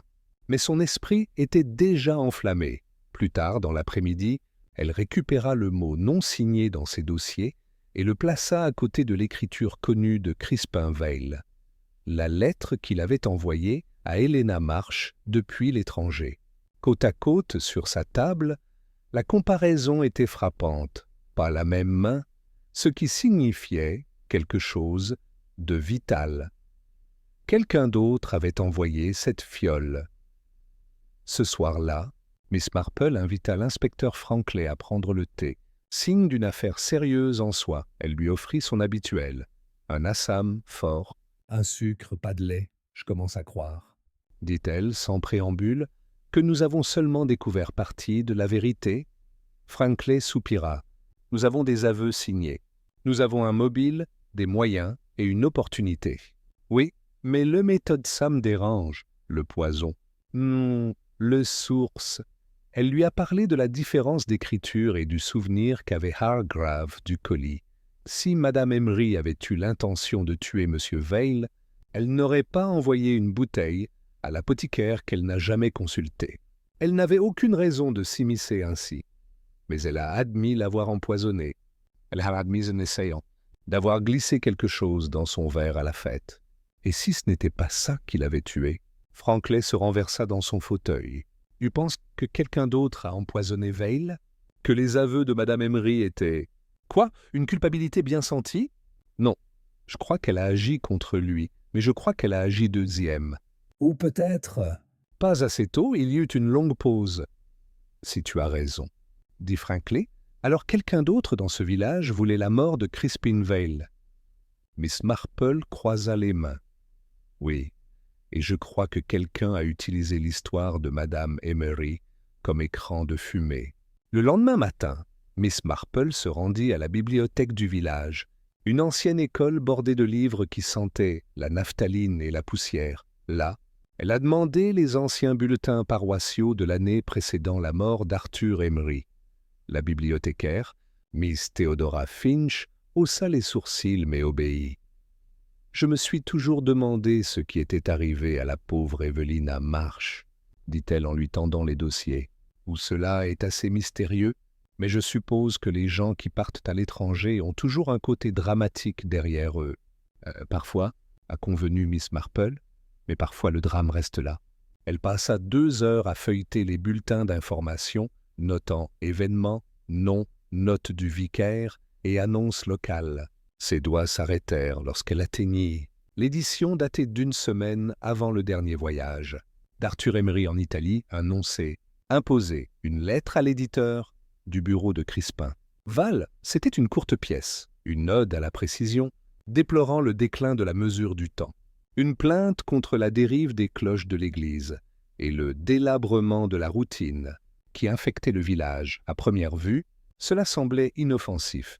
Mais Miss Marple le relut. Entre les lignes, C'était un avertissement. Vail commentait malhonnêteté, enveloppée dans une métaphore mécanique. Puis elle a vu le nom du contributeur éditorial indiqué ci-dessous, Monsieur Félix Dean. En fin d'après-midi, elle était de nouveau assise dans le salon de Monsieur Dean à Elmshade, regardant l'avocat tâtonner avec ses lunettes. « Je ne comprends pas bien ce que vous sous-entendez, » dit-il prudemment. Oui, j'étais rédacteur du bulletin paroissial à l'époque. C'était une tâche fastidieuse et j'étais heureux de la transmettre. Vous avez également notarié le dernier testament d'Arthur Emery et supervisé la vente de Cransmere House, n'est-ce pas? Oui, répondit-il avec plus d'assurance. Tout était clair. Et vous connaissiez M. Vail? Professionnellement, Il a réparé une de mes horloges une fois. on a discuté. Le ton de Miss Marple s'adoucit. Voyez-vous, Monsieur Dean, je crois que Monsieur Vail a découvert que quelqu'une plus et même Emery avait un intérêt financier dans le silence d'Evelina Marsh. Dean se raidit. Il prenait des notes méticuleuses, A-t-elle poursuivi. et j'ai cru comprendre qu'il s'intéressait aux transferts de terres, actifs étrangers, héritages discrets. Il se leva, la voix plus forte. « M'accusez-vous de meurtre, Miss Marple ?» Elle leva les yeux vers lui doucement. « Je suggère que si les aveux d'Arthur Emery avaient fait surface, nommant non seulement le meurtre, D'Evelina, mais aussi le raison pour cela, un certain... nombre de transactions juridiques auraient été... Remises en question. La mâchoire de Dean se serra. Tu risquais de tout perdre, dit-elle doucement. Tu as conseillé Arthur, tu l'as aidé à transférer de l'argent à l'étranger. Peut-être plus que de l'argent. Il n'a rien dit. Vous avez vu Vail se rapprocher. Alors vous avez envoyé le poison. Une diversion classique. Laissez Madame Emery prendre la responsabilité. Elle avait un mobile? Elle se sentait coupable. Mais ce n'est pas elle qui l'a tué, Monsieur Dean. C'est vous. Le silence qui suivit fut assourdissant. Finalement, Dean murmura « Il allait me détruire. » Bon, dit Miss Marple en se levant. Il allait te révéler toi. Ce n'est pas pareil. Ce soir-là, l'inspecteur Frankley a placé Monsieur Dean en garde à vue. Il n'y a pas eu de lutte, aucun déni. Juste un vieil homme aux yeux fatigués. Disant doucement. Je n'avais jamais voulu que ça aille aussi loin. Miss Marple regardait depuis sa fenêtre tandis qu'il l'emmenait. Elle ne souriait pas. Il n'y avait rien de satisfaisant là-dedans. Juste la confirmation silencieuse que même dans le village le plus calme, le danger revêtait parfois le visage le plus respectable. Chapitre 9. 2 tombes dans le jardin-île. Il y a quelque chose de particulièrement envoûtant dans un jardin de village en début de soirée, celui qui plonge non pas dans la nuit, mais dans le silence. Les ombres s'allongent, les haies s'assombrissent et les sentiers familiers semblent se déplacer subtilement sous nos pieds. À Marlécombe, les jardins étaient des sanctuaires privés, fièrement entretenus, farouchement défendus et parfois, comme Miss Marple l'avait appris, des lieux idéaux pour semer des secrets et les laisser pousser tranquillement. C'est dans un tel jardin, le jardin du presbytère derrière l'église, que se trouvaient désormais 2 marqueurs, l'un ancien et à peine lisible et l'autre récemment placé. La première, une modeste pierre usée par des décennies de pluie, appartenait à une femme de la région, morte de tuberculose en 1903 et sans famille connue. La seconde, encore cernée de terre humide, était un mémorial temporaire à Crispin Vale. Le vicaire avait insisté pour qu'il soit enterré dans le cimetière, non par désapprobation, mais par devoir. Crispin était présent tous les dimanches sans faute, avait réparé l'horloge quand personne d'autre ne le pouvait, et avait tenu les registres paroissiaux en ordre, même si personne ne le lui avait demandé. Ses dernières paroles avaient été énigmatiques, mais ses derniers actes avaient été honorables. Miss Marple se tenait maintenant entre les 2 tombes, ses mains jointes doucement devant elle, son chapeau gris épinglé contre la brise. « Il devrait y en avoir 3, murmura-t-elle. Elle parlait d'Evelina Marsh, bien sûr. Personne n'avait jamais déposé de pierre tombale pour elle à Marley-Combe. Pas de cérémonie, pas de couronne, pas de nom dans les registres paroissiaux. De son vivant, Evelina avait été jugée trop moderne, trop audacieuse, trop étrangère d'esprit. Et dans la mort, elle avait été discrètement effacée, d'abord par le faux témoignage d'Arthur Emery, puis par la préférence du village pour le silence. Mais plus maintenant, pas après ça. Miss Marple franchit le portail latéral de l'église et se dirigea vers l'arrière du presbytère, où le révérend Alton inspectait la petite serre. Il leva les yeux avec sursaut à son approche. « Ah, Miss Marple, je ne vous ai pas entendu. Vous vous approchez furtivement d'un homme dans ses propres panais, c'est ça ?» Elle sourit faiblement. « Seulement si les panais ont besoin de confession, révérend. » Il rigola nerveusement.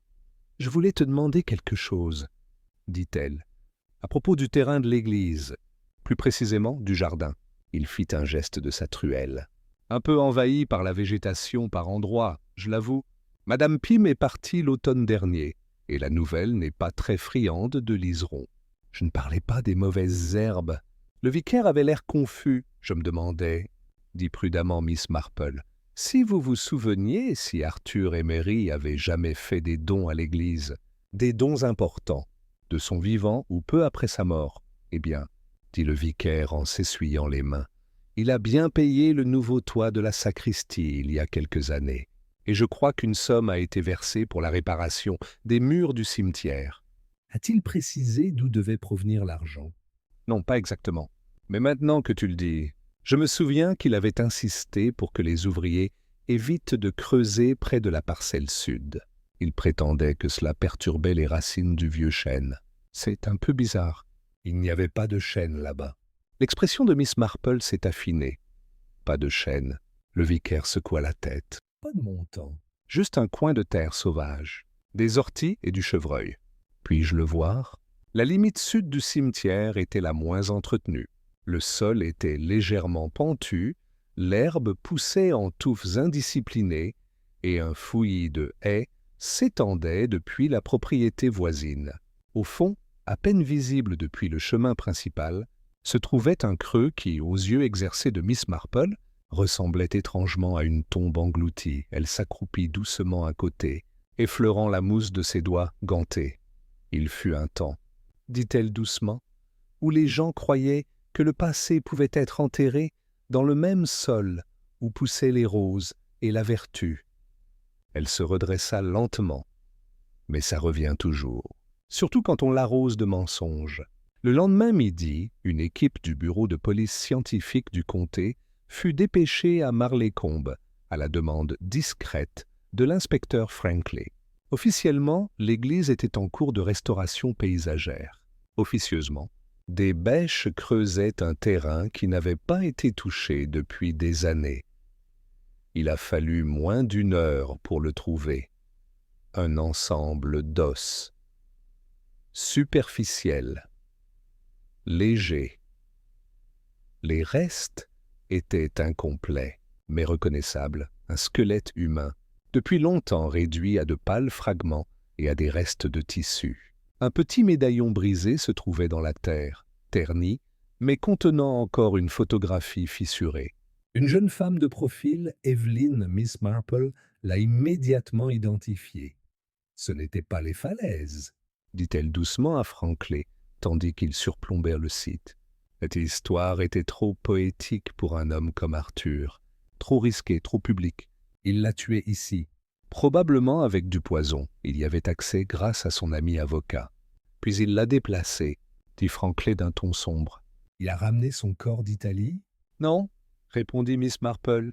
Je crois qu'elle n'a jamais quitté l'Angleterre. Ce soir-là, autour d'un thé, elle expliqua la théorie à Franklin et Helena Marsh, qui étaient restées à Marley-Combe plus longtemps que prévu. « Helena, dit doucement Miss Marple, je crois que ta mère est rentrée en Angleterre en secret, peut-être pour affronter Arthur, peut-être pour te voir une dernière fois. Quelle qu'en soit la raison, il l'a de nouveau perçue comme une menace et a mis fin à ses jours ici. Il a ensuite annoncé aux autorités italiennes qu'elle était tombée à l'étranger. Ça aurait été facile, personne, pas de témoin. Juste une lettre et une chronologie inventée. Franklin hocha la tête d'un air sombre. Nous allons procéder à des analyses médico-légales sur les restes. Mais je n'ai aucun doute. La chronologie est cohérente. Et maintenant, nous savons pourquoi Emery a payé si généreusement le toit de la sacristie. C'était pour payer son silence, pour acheter de l'intimité autour de ce terrain. Helena resta assise, très immobile. « Elle est morte ici », murmura-t-elle. « Pas sous un ciel inconnu. » Ni sur des falaises, ni sur des rivages. Juste ici, là où personne n'a pensé à regarder. Elle s'est été réduite au silence, l'a déclaré Miss Marple, par un homme qui croyait que les secrets étaient plus en sécurité sous terre. Helena cligna des yeux. « Et tu l'as trouvée ?»« Non. » corrigea Miss Marple. Toihan posant des questions qui n'avaient pas été posées depuis des décennies.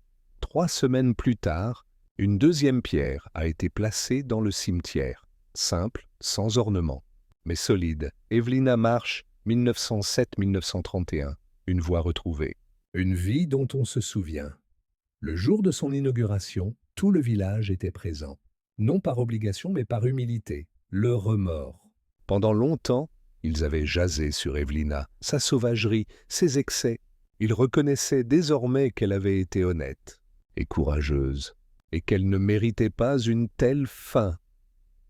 Miss Marple se tenait au fond, la tête baissée, tandis que le révérend prononçait une douce bénédiction. Le vent faisait bruisser l'herbe, et un rouge-gorge se posa sur la pierre avant de s'envoler.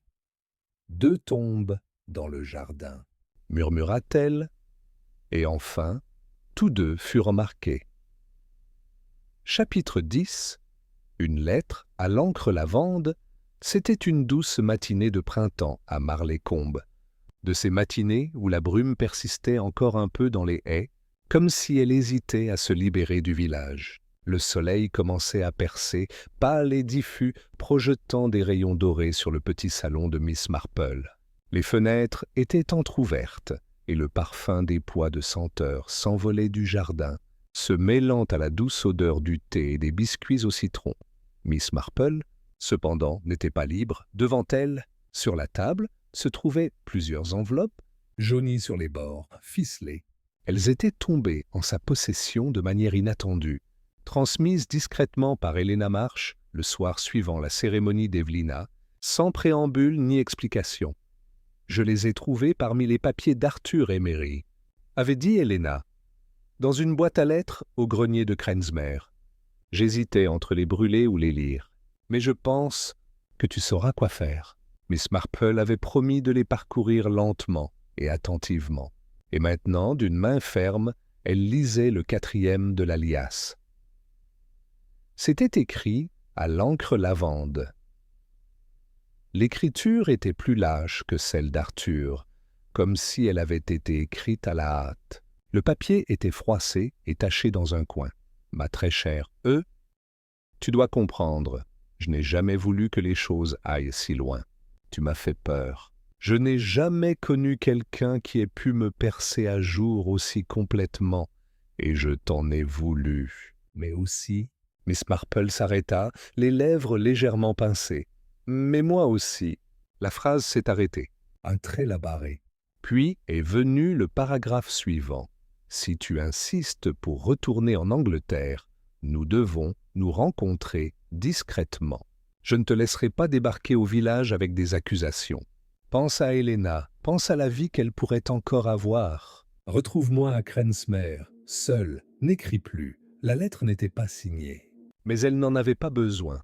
Le ton était celui d'Arthur Emery de bout en bout, désespéré, autoritaire et conscient de ses pertes. Miss Marple le posa doucement et attrapa l'enveloppe suivante. Mais avant qu'elle puisse l'ouvrir, on frappa à la porte. C'était l'inspecteur Franklin, l'air légèrement plus débraillé que d'habitude et arborant une expression qui mêlait le devoir à un léger malaise. « Excusez-moi pour l'intrusion, mademoiselle Marple, » dit-il en ôtant son chapeau. « Je suis venu pour l'analyse graphologique. De la note envoyée à Hargrave, demanda-t-elle en lui faisant signe de s'asseoir. C'est celui-là, c'est concluant. Le colis de poison ne venait pas de Vail, ni de Madame Emery. Alors qui? Franklin fouilla dans son manteau et lui tendit une photographie. Elle montrait une page d'un registre paroissial, une note écrite en marge, à côté d'une dépense pour la réparation du clocher. L'écriture correspondait exactement à la note. « Félix Dean », dit doucement Miss Marple. Oui, il utilisait le rondin du clocher comme bloc-notes personnel. Une habitude. Il n'y avait même pas pensé quand on l'a retiré. Mais c'est une correspondance parfaite. Alors, dit-elle en joignant les mains, c'est Dean qui a empoisonné Vail, pas Madame Emery. Franklin hocha la tête. Le dossier contre elle s'effondre. Elle pourrait encore être accusée de dissimulation de preuves, mais le meurtre lui-même, c'était Dean depuis le début. Miss Marple lui versa une tasse de thé. Et les actifs étrangers, nous les avons retrouvés. Dean a aidé Arthur Emery à faire passer de l'argent à l'étranger en utilisant une identité de procuration. Lorsqu'Evelina a menacé de tout révéler, la fraude financière, la liaison, l'enfant, Dean a vu sa carrière et sa fortune en jeu. Il a contribué à dissimuler le meurtre et a veillé à ce que le corps d'Evelina soit caché dans l'enceinte de l'église. Il sirota son thé et ajouta « Et des années plus tard, lorsque Vail commença à fouiller dans de vieux documents financiers, Dean vit le passé surgir du sol. » Miss Marple hocha la tête. « Il a donc tué Vail pour se protéger et a laissé croire au village et à Madame Emery qu'elle était coupable. » Franklin se pencha en arrière. « Un homme comme ça peut passer sa vie à paraître convenable. Parce que, dit Miss Marple, il sait exactement quel masque le village acceptera. » Cet après-midi-là, Helena retourna au cottage de Miss Marple. Elle avait l'air différente, plus sereine, d'une certaine manière. Le poids de l'inconnu s'était évacué de ses yeux. « J'ai entendu dire que les charges contre Madame Emery pourraient être abandonnées. » A-t-elle déclaré? En effet. L'inspecteur estime qu'un avertissement formel pourrait suffire. Elle coopère désormais. Elle a même commencé à parler ouvertement d'Evelina. Helena hocha la tête. Elle a eu tort de cacher la vérité. « Oui » acquiesça Miss Marple. « Mais parfois, on se cache non pas pour se protéger, mais pour protéger le peu qu'il reste de quelqu'un d'autre. » Elle fit un geste vers la pile de lettres. « J'en ai lu la plupart. Il dresse un tableau complexe. Arthur était bien des choses, égoïste, manipulateur, effrayé, mais il n'était pas à l'abri des regrets. » Helena regarda la lettre non ouverte au sommet de la pile. « Je ne suis pas sûre de vouloir les lire. »« Tu n'es pas obligé. » Il y eut une longue pause. « Je veux laisser quelque chose derrière moi, » dit Helena. « Quelque chose pour elle. Pour Evelina. Un mémorial? Pas juste une pierre. Une histoire. » Son histoire. La vraie. Les yeux de Miss Marple pétillèrent. « Alors je te suggère de commencer par l'encre lavande. » Au cours des semaines suivantes, la vie à Marleycombe reprit son rythme lent. La maison Crensmere a été vendue et son contenu a été discrètement vidé.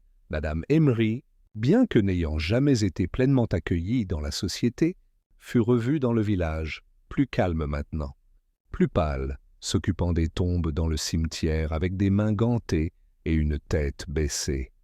Helena partit pour Florence, sa valise plus pleine qu'à son arrivée, bien qu'elle ait laissé les lettres sous la garde de Miss Marple. Et dans la bibliothèque paroissiale, un nouveau don est apparu, un livre mince relié en toile verte, gaufré en or. La confession du chandelier, mémoire de vérité et de silence, par Helena Marsh. Miss Marple l'a trouvée rangée, entre traditions et légendes locales, et recettes de guerre pour la table du village. Elle sourit en lisant l'inscription. Pour ceux qui ont enterré la vérité et pour ceux qui l'ont déterrée à nouveau. Chapitre 11. La dernière visite à Crensmere. La matinée était inhabituellement calme lorsque Miss Marple fit sa dernière visite à Crensmere House. Un silence pesant planait sur le vieux domaine, tel un voile, pas vraiment menaçant, mais empreint de recueillement, comme si le domaine lui-même s'était lassé de ses secrets. Les grilles avaient encore rouillé depuis le départ de Madame Emery, et le chemin de gravier menant à la porte n'était plus qu'une simple suggestion sous la mousse envahissante. Elle avait demandé au nouveau gardien, un homme discret de Muchwellow nommé M. Penley, la permission de parcourir le domaine avant le nettoyage final. Il avait acquiescé d'un signe de tête et lui avait remis les clés sans poser de questions. « Il ne reste pas grand-chose à l'intérieur », avait-il dit. « Juste quelques papiers dans le bureau et des objets personnels que la famille n'a pas emportés. » Miss Marple était venue seule, non par fierté, mais par instinct. Certaines tâches, notamment celles impliquant des fantômes, étaient mieux accomplies en solitaire. Elle franchit lentement le seuil. La porte grinça sur ses gonds et une odeur de désuétude et de souvenir s'estompa l'accueillit comme une vieille connaissance. Elle s'arrêta dans l'entrée, où la lumière du soleil filtrait à travers les fenêtres poussiéreuses, attrapant des particules qui dansaient comme des cendres dans l'air. Le salon était resté inchangé. Une cheminée inutilisée, un piano à queue non accordé depuis des décennies, et les portraits d'Emeris, morts depuis longtemps, le regard fixé sur les murs, leurs expressions désapprobatrices et brouillées par le temps. Miss Marple tourna à gauche, passa devant la salle à manger aux fenêtres fermées et entra dans le bureau. La pièce sentait légèrement la lavande et la vieille encre. Elle ferma la porte derrière elle et resta un long moment au centre de la pièce, à écouter. Il y avait quelque chose dans cette maison, cette chambre. Cela l'avait toujours dérangée. Pas le genre de désagrément habituel, ni l'humidité, ni la négligence, mais une sensation de respiration retenue. Comme si les murs eux-mêmes avaient été témoins d'un événement honteux et avaient y passé des années à s'efforcer de ne pas s'en souvenir. Le bureau se trouvait toujours sous la fenêtre, sa surface nue à l'exception d'un seul objet, une boîte en bois, ni décorée, Ni verrouillé, juste une boîte aux lettres ordinaires, du genre qu'on trouve dans le bureau d'un vicaire. remplie de factures impayées et de vieux courriers. Miss Marple l'ouvrit doucement. À l'intérieur se trouvaient 3 enveloppes et une petite pochette en tissu. Elle s'assit sur la chaise de bureau, les genoux légèrement grinçants, et souleva la première lettre. L'écriture était sans équivoque, Arthur Emery. Propre, nette, suffisante à quiconque découvre cette boîte. Si vous lisez ceci, cela signifie que je suis mort. Vous me prenez peut-être pour un lâche, ou pire, mais j'ai vécu avec ce que j'ai fait chaque jour depuis que c'est arrivé. Evelina est morte à cause de moi. Non pas intentionnellement, mais par peur. Elle a menacé de tout détruire, et j'ai laissé la panique faire ce que la raison n'a pas fait. Je l'ai enterrée là où je pensais que personne ne regarderait. Un cimetière, de tous les endroits. Ça lui allait, peut-être. J'ai écrit une confession. Je l'ai placée dans le pendentif. Je pensais que cela apaiserait ma conscience, sachant que quelqu'un pourrait la retrouver un jour. Mais cela n'a jamais eu lieu. Si vous lisez ceci, s'il vous plaît, dites-le à Helena. Dites-lui la vérité. Que sa mère était courageuse, qu'elle l'aimait. Miss Marple plia soigneusement la lettre et la plaça à côté d'elle. La deuxième enveloppe était plus courte. Adressée simplement à Dean, elle le lut en silence. Les sourcils levés. Cela confirmait ce qu'il savait désormais. Félix Dean avait aidé Arthur à dissimuler des fonds à l'étranger. Il avait fabriqué de faux documents, falsifié des actes notariés et usé de son influence au village pour détourner l'attention. En échange, Arthur lui avait promis une part de la succession si jamais quelque chose menaçait de faire surface. La troisième lettre, écrite d'une autre main, une écriture fine et bouclée, était d'Evelina. Elle était datée de 2 semaines avant sa mort. « Arthur, tu crois contrôler cette histoire, mais ce n'est pas le cas. Je ne me tairai pas, plus maintenant. Si tu veux me menacer, qu'il en soit ainsi. Mais comprends bien, je n'aurai pas peur de toi. J'ai eu peur toute ma vie, d'être écarté, rabaissé, caché. C'est fini maintenant. Je viendrai à Marlécombe. J'apporterai la vérité. Si tu souhaites vraiment protéger Helena, tu ne me feras pas obstacle. Mais je pense que tu le feras. Et Miss Marple ferma les yeux un instant. C'était donc prémédité, après tout. Evelina avait osé l'affronter ici. Et lui, comme on pouvait s'y attendre, avait choisi la voie de la lâcheté, déguisée, en contrôle. Elle a ouvert la pochette en tissu, en dernier. À l'intérieur se trouvait une bague en argent, Usée et simple, probablement celle d'Evelina. un bracelet d'enfant, une mèche de cheveux nouée de fil bleu, et une simple photographie, Helena, bébé, sur les genoux de sa mère. Evelina sourit, les yeux brillants, les cheveux au vent. Miss Marple a tenu la photographie contre sa poitrine pendant un long moment immobile. Dehors, le parc de Crensmere était en fleurs. Les tulipes avaient fleuri aux abords du chemin défoncé. La haie, autrefois soigneusement taillée, n'était plus qu'un flou de fleurs vertes et blanches. Le printemps était arrivé avec une férocité silencieuse, ignorant le chagrin de la maison. Miss Marple erra dans le jardin, ses pieds trouvant le banc de pierre sous l'aubépine tordue. Elle s'assit. C'était là, soupçonnait-elle, qu'Evelina avait attendu. Peut-être avec la photo d'Helena dans sa poche, peut-être pleine d'espoir. Et c'est ici, peut-être, qu'Arthur avait scellé son destin. Elle ne pleurait pas ouvertement, mais elle sentait le chagrin dans sa poitrine comme une ondulation dans un étang calme. Douce, insistante, inéluctable. En milieu d'après-midi, elle est revenue au village.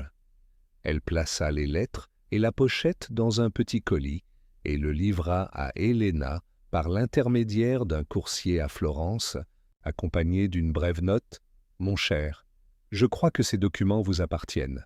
Ils contiennent une vérité humaine, amère et complexe. Que vous choisissiez de les conserver, de les brûler ou de les enterrer, c'est votre entière liberté. Avec affection, J.M. Ce soir-là, Miss Marple se promenait dans la rue principale. Elle passa devant le cimetière, Redevenue paisible, et s'arrêta devant la nouvelle pierre tombale d'Evelina. un petit bouquet de narcisses printaniers avait été déposé à sa base. Pas de carte, pas de nom, peut-être Madame Emery, peut-être Helena avant son départ, peut-être quelqu'un d'autre à Marlécombe. Toutes les vérités ne portaient pas de visage. Elle tourna au coin de la rue et rentra chez elle, passant devant les cottages aux fenêtres illuminées et le pub aux rires étouffés. Un autre chapitre, fermé, mais en entrant et en tournant la clé dans la serrure, elle comprit que même dans un village qui privilégie le silence, certaines histoires méritent d'être racontées. Et lorsqu'elles le sont, ce sont les voix les plus discrètes, celles qu'on attend le moins, qui parlent le plus fort. Chapitre 12. Les feuilles de thé ne mentent jamais. Dans la vie villageoise, peu de choses sont aussi sacrées qu'une tasse de thé. À Marlécombe, le thé était plus qu'un simple rafraîchissement. C'était à la fois une cérémonie, Une thérapie et un recueil de renseignements. et nulle part ailleurs ce rituel n'était plus systématiquement honoré qu'au cottage de Miss Jane Marple sur Church Lane. Ce mardi après-midi-là, Miss Marple était assise dans son salon, un pot de Darjeeling sur la table, 2 tasses disposées et une assiette de gâteau aux graines finement tranchées. Elle avait invité Madame Beryl Duckham à prendre le thé, non pas parce qu'elle avait particulièrement besoin de sa compagnie, mais parce que Madame Duckham était une bavarde nerveuse, douée pour les ragots et dont le mari siégeait au comité paroissial. Et Miss Marple, comme toujours, continuait à peaufiner les détails. « Un telle entreprise », déclara Madame Duckham en prenant sa 2e part de gâteau sans s'excuser, et dire que, pendant toutes ces années, nous avons pensé que M. Dean était simplement un oublieux, pas un criminel. Miss Marple hocha doucement la tête. Les apparences sont parfois trompeuses. J'ai toujours dit que ce sont les plus discrets qui tiennent les journaux les plus épais. Madame Duckham émit un rire scandalisé. Pourtant, poursuivit-elle en s'essuyant les lèvres avec une serviette, C'est à Madame Emery que je ne peux m'empêcher de penser. Tous ces déjeuners, ce médaillon en argent, et dire qu'elle était assise parmi nous avec sur sa conscience. Elle a payé cher son silence, a déclaré Miss Marple, et finalement, c'est le silence qui a failli la briser, pas la culpabilité. Tu penses qu'elle restera au village? Ah, c'est possible. Répondit Miss Marple, mais je soupçonne qu'elle partira. Certaines histoires se referment sur elles-mêmes comme du lierre. Elle n'aime pas être observée trop longtemps. Madame Decam se pencha en avant, l'air conspirateur. Et la fille, celle de Florence. Helena Marsh, elle était très composée. Pas du tout le genre auquel je m'attendais. Miss Marple sourit faiblement. Le sang-froid est souvent cultivé par ceux qui ont été contraints de porter la honte des autres. Madame Decam cligna des yeux. « Oh, oui, je suppose que c'est vrai. » Ils restèrent assis un moment dans un silence complice. Puis Madame Decam baissa les yeux vers sa tasse de thé. « Regarde ça, » dit-elle. « Mes feuilles de thé sont toutes au centre. On dit que ça annonce un voyage. » Miss Marple leva sa propre tasse et fit tournoyer doucement le reste du liquide. « D'après mon expérience, » dit-elle doucement, « les feuilles ne mentent jamais. Mais le sens est rarement évident. » Plus tard, dans la soirée, Miss Marple retourna au bureau, où son petit carnet, celui à la reliure bleue et au papier fin, était ouvert sur son bureau. Elle prit sa plume et commença son processus habituel de révision. Pour Miss Marple, les mystères n'étaient pleinement résolus qu'une fois couchés sur le papier, leur logique rendue claire et nette. Résumé de l'affaire, la confession du chandelier. Victime, Monsieur Crispin. Veille, cause du décès. Empoisonnement à la strychnine. Action rapide. Ingéré par voie orale. Suspecte principale. Initiale. Madame Helena Emery. Vrai. Meurtrier. Monsieur Félix Dean. Avocat-elle marqua une pause, son stylo planant au-dessus de la page, puis ajouta en dessous motif Arthur Emery. Désir de faire taire Evelina Marsh et de préserver sa réputation et ses intérêts financiers. Hélène Emery. Complice par le silence, agit sous l'effet de la peur et du traumatisme et non par malveillance. Félix Dean. Il a tué Val pour protéger son rôle dans la fraude financière et son rôle dans la dissimulation du meurtre d'Evelina. Indice clé.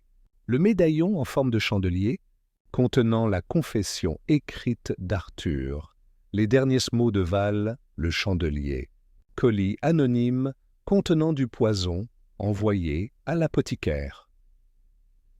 Les restes enterrés dans le cimetière. Les faux documents découverts dans les dossiers juridiques de Dean. Elle se rassit dans son fauteuil, satisfaite. Mais même maintenant, après que la vérité eut remonté à la surface et été soigneusement consignée, elle ressentait un frisson particulier, non pas celui du froid, mais celui d'une affaire inachevée. Il restait encore quelque chose, pas vraiment une question de fin de phrase, mais plutôt un malaise. Le lendemain matin, j'ai reçu une enveloppe par la poste, en papier crème épais avec un timbre de Florence et une adresse de retour soignée. C'était d'Helena. Chère Miss Marple, j'ai commencé à lire les lettres, lentement. Parfois, je m'arrête au milieu d'une phrase et je ne peux pas continuer pendant des heures. Mais je les lis. Merci pour tout ce que vous avez fait. Pas seulement pour moi, mais pour ma mère. Pour avoir rappelé à ce village et à moi qu'elle existait, non pas comme un scandale ou un murmure, mais comme une personne. J'ai joint quelque chose que je pensais que vous souhaiteriez garder. Cela ne m'appartient pas, et peut-être n'appartient-il plus à personne désormais. Mais j'ai l'impression que cela fait toujours partie de l'histoire. Merci beaucoup. Helena marcha là, l'intérieur de l'enveloppe, enveloppée dans un tissu doux, se trouvait le pendentif, le chandelier. Son argent brillait faiblement dans la lumière matinale. Miss Marple le retourna dans sa main. Le petit trou de serrure était encore visible. Elle le testa. Le mécanisme fonctionnait parfaitement. Elle le déposa délicatement dans le tiroir de son bureau et le ferma à clé. Certains objets, elle le savait, n'avaient pas besoin d'être exposés. Il fallait les rappeler.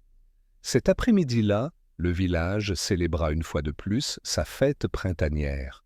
Les banderoles flottaient, le concours de confiture était âprement disputé et la chorale de l'église interpréta une version légèrement fade de toute chose lumineuse et belle. Miss Marple était présente, bien sûr. Elle était assise près de l'urne à thé avec son calme habituel. Vêtue d'une robe lavande pâle et d'un cardigan gris assorti au ciel, Madame Duckham s'est précipitée vers nous avec une assiette de scones. « Je vous le déclare, Miss Marple, » dit-elle. « Tout cela commence à ressembler à nouveau à l'ancien Marleycombe. » Miss Marple sourit. « Peut-être, » dit-elle. « Mais je pense que nous apprenons à vivre avec nouveau Marleycombe. » Un peu plus sage, Madame Duckham soupira joyeusement. « Eh bien, j'espère que ce n'est pas trop sage. Je détesterais que tout le mystère disparaisse de la vie. » Miss Marple sirotait son thé. « Oh, ma chère, » dit-elle. « Le mystère ne disparaît pas de la vie. Il s'approfondit simplement. » Et attends. Tout en parlant, elle regardait les villageois autour d'elle. Monsieur Cartwell riant avec Madame Finch autour d'un lemon kurde. La jeune Sarah Gilling sautillant entre les stands. Le révérend Alton goûtant des oignons marinés avec un sérieux inutile. Chacun d'eux portant lui sa propre histoire, ses propres secrets. Marleycombe n'avait pas changé. Cela s'était révélé, et pour l'instant, c'était suffisant. Chapitre 13. Ce dont les horloges se souvenaient. La première pluie depuis des jours tombait doucement sur Marleycombe, faisant scintiller les toits tels des miroirs d'ardoise et laissant un parfum frais et verdoyant dans les haies. Pour la plupart des villageois, c'était le jour des feux de cheminée et des mots croisés. Mais pour Miss Marple, c'était le genre de temps qui aiguisait et calmait l'esprit, comme si l'air humide chassait les distractions. Elle avait pris l'habitude de revisiter ses carnets, non par incertitude, mais par habitude.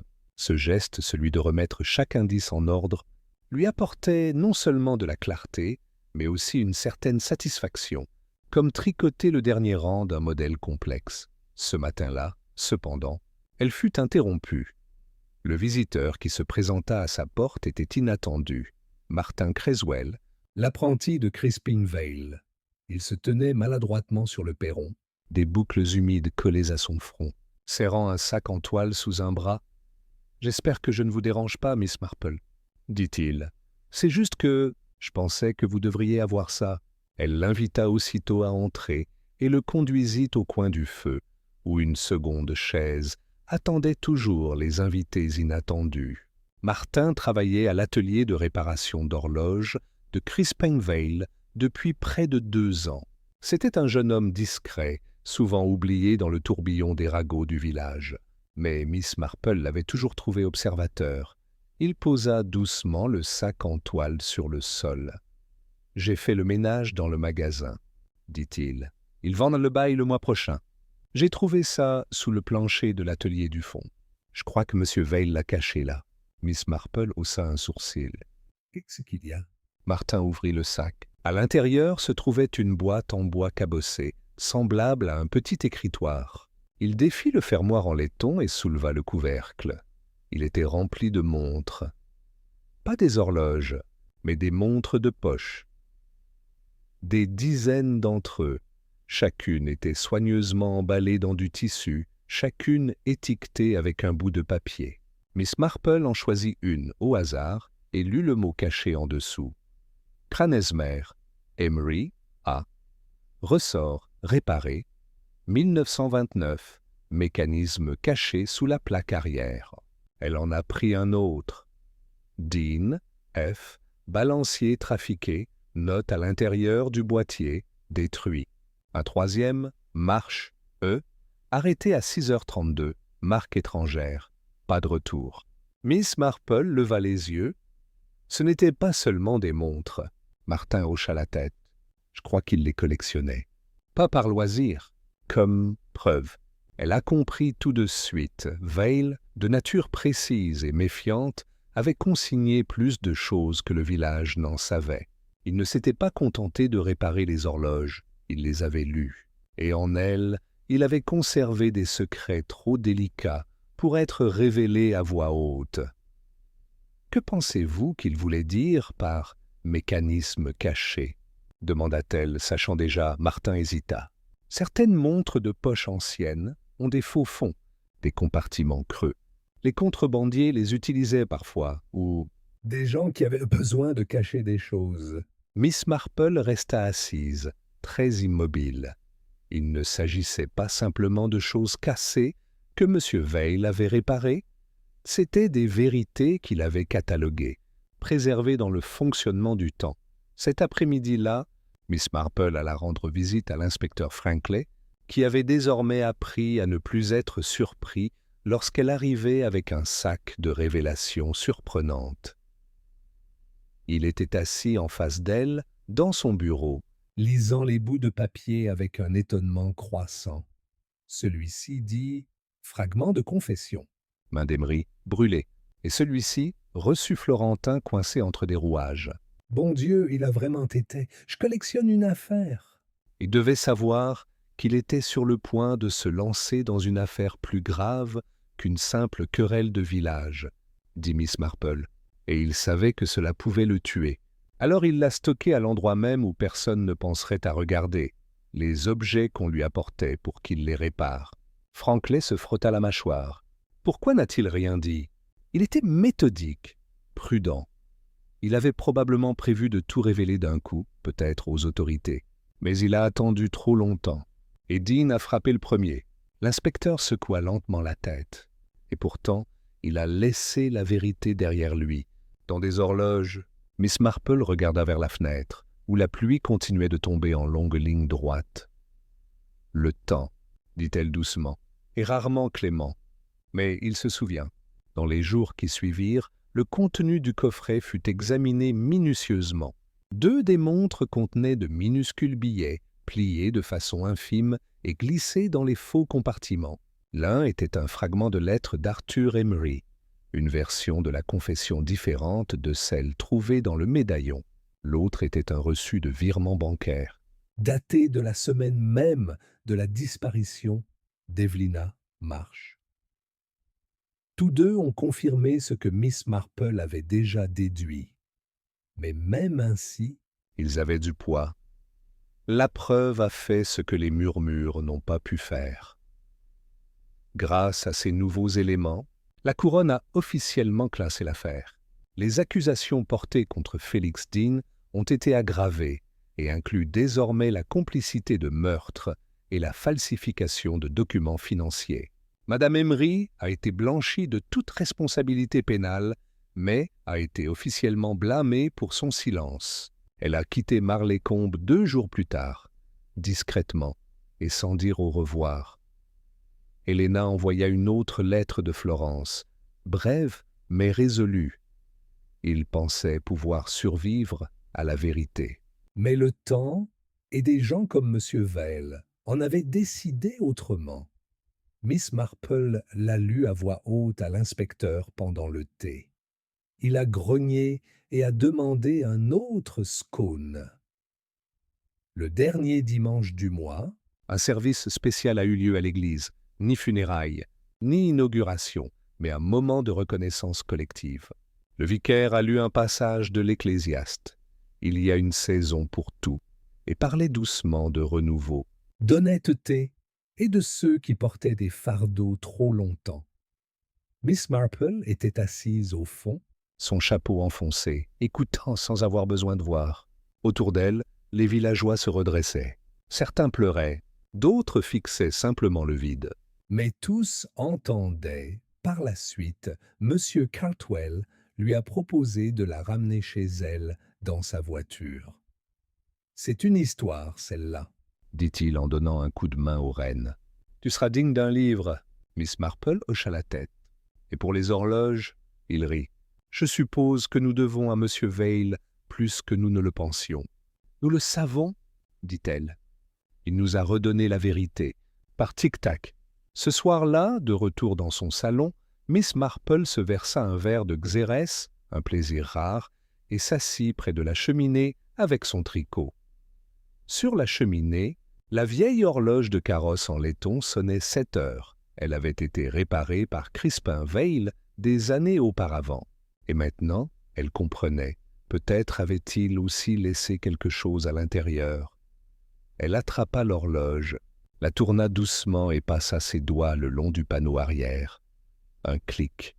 Un panneau s'est desserré à l'intérieur. Cachée derrière le mécanisme se trouvait une note finale. Pour Miss Marple, s'ils me font taire, suivez le temps, il ne ment jamais. CV, elle le plia lentement, le remit dans sa cachette et réinitialisa le panneau. Certaines Vérités n'avaient pas besoin d'être partagées, certains étaient simplement destinés à être détenues en toute discrétion par ceux qui les avaient méritées. Chapitre 14. Le silence dans le beffroi. Extrait de Miss Marple et la confession du chandelier. Nombre de mots. De sens le village de Marlécombe avait toujours rythmé ses journées par le son des cloches de l'église. Les offices du matin, les funérailles, les mariages, le temps qui passe, tout était rythmé par la voix familière du clocher, perché au-dessus de la nef et des chevrons sculptés de Sainte Winifred. C'était un son réconfortant, solide et prévisible. Mais maintenant, pour la première fois de mémoire d'homme, la cloche s'était tue. Le vicaire avait invoqué un défaut mécanique, lié au mécanisme de sonnerie, usé par des années d'utilisation. Mais Miss Marple soupçonnait le contraire. Parfois, le silence n'était pas un symptôme, c'était un message. Le premier dimanche, après la clôture officielle de l'enquête sur le meurtre de Vail, Mademoiselle Marple se rendit à l'église comme d'habitude, assise à 3 bancs du fond. L'absence de cloche avait jeté un étrange silence sur l'assemblée. Personne n'en parla à voix haute, mais l'absence de ce ton sonore avant le chant d'ouverture laissa chacun vaguement perplexe. Ce n'est qu'après le service, alors que les robes du vicaire bruissaient devant les derniers bancs et que l'odeur de l'encens s'estompait, que Miss Marple se tourna vers le révérend Alton et dit « Je me demandais si je pouvais jeter un œil dans le clocher. » Il cligna des yeux. Beffroi ?»« Oui, dit-elle aimablement. Je crois qu'il est temps que quelqu'un le fasse. » L'échelle menant à la tour était plus étroite que dans ses souvenirs. Des barreaux de bois raides s'élevaient en spirale si serrée qu'on aurait dit un trou de serrure. Mais le vicaire insista pour y aller le premier, s'élevant avec une détermination bon enfant. Au sommet, l'air était différent, froid, sec et empreint d'une odeur de corde ancienne. La cloche elle-même, coulée en 1743 et baptisée Gloria, était suspendue au-dessus d'eux dans son support en bois, parfaitement intact. « Eh bien, dit le vicaire en s'épongeant le front, aucun signe de dommage, n'est-ce pas ?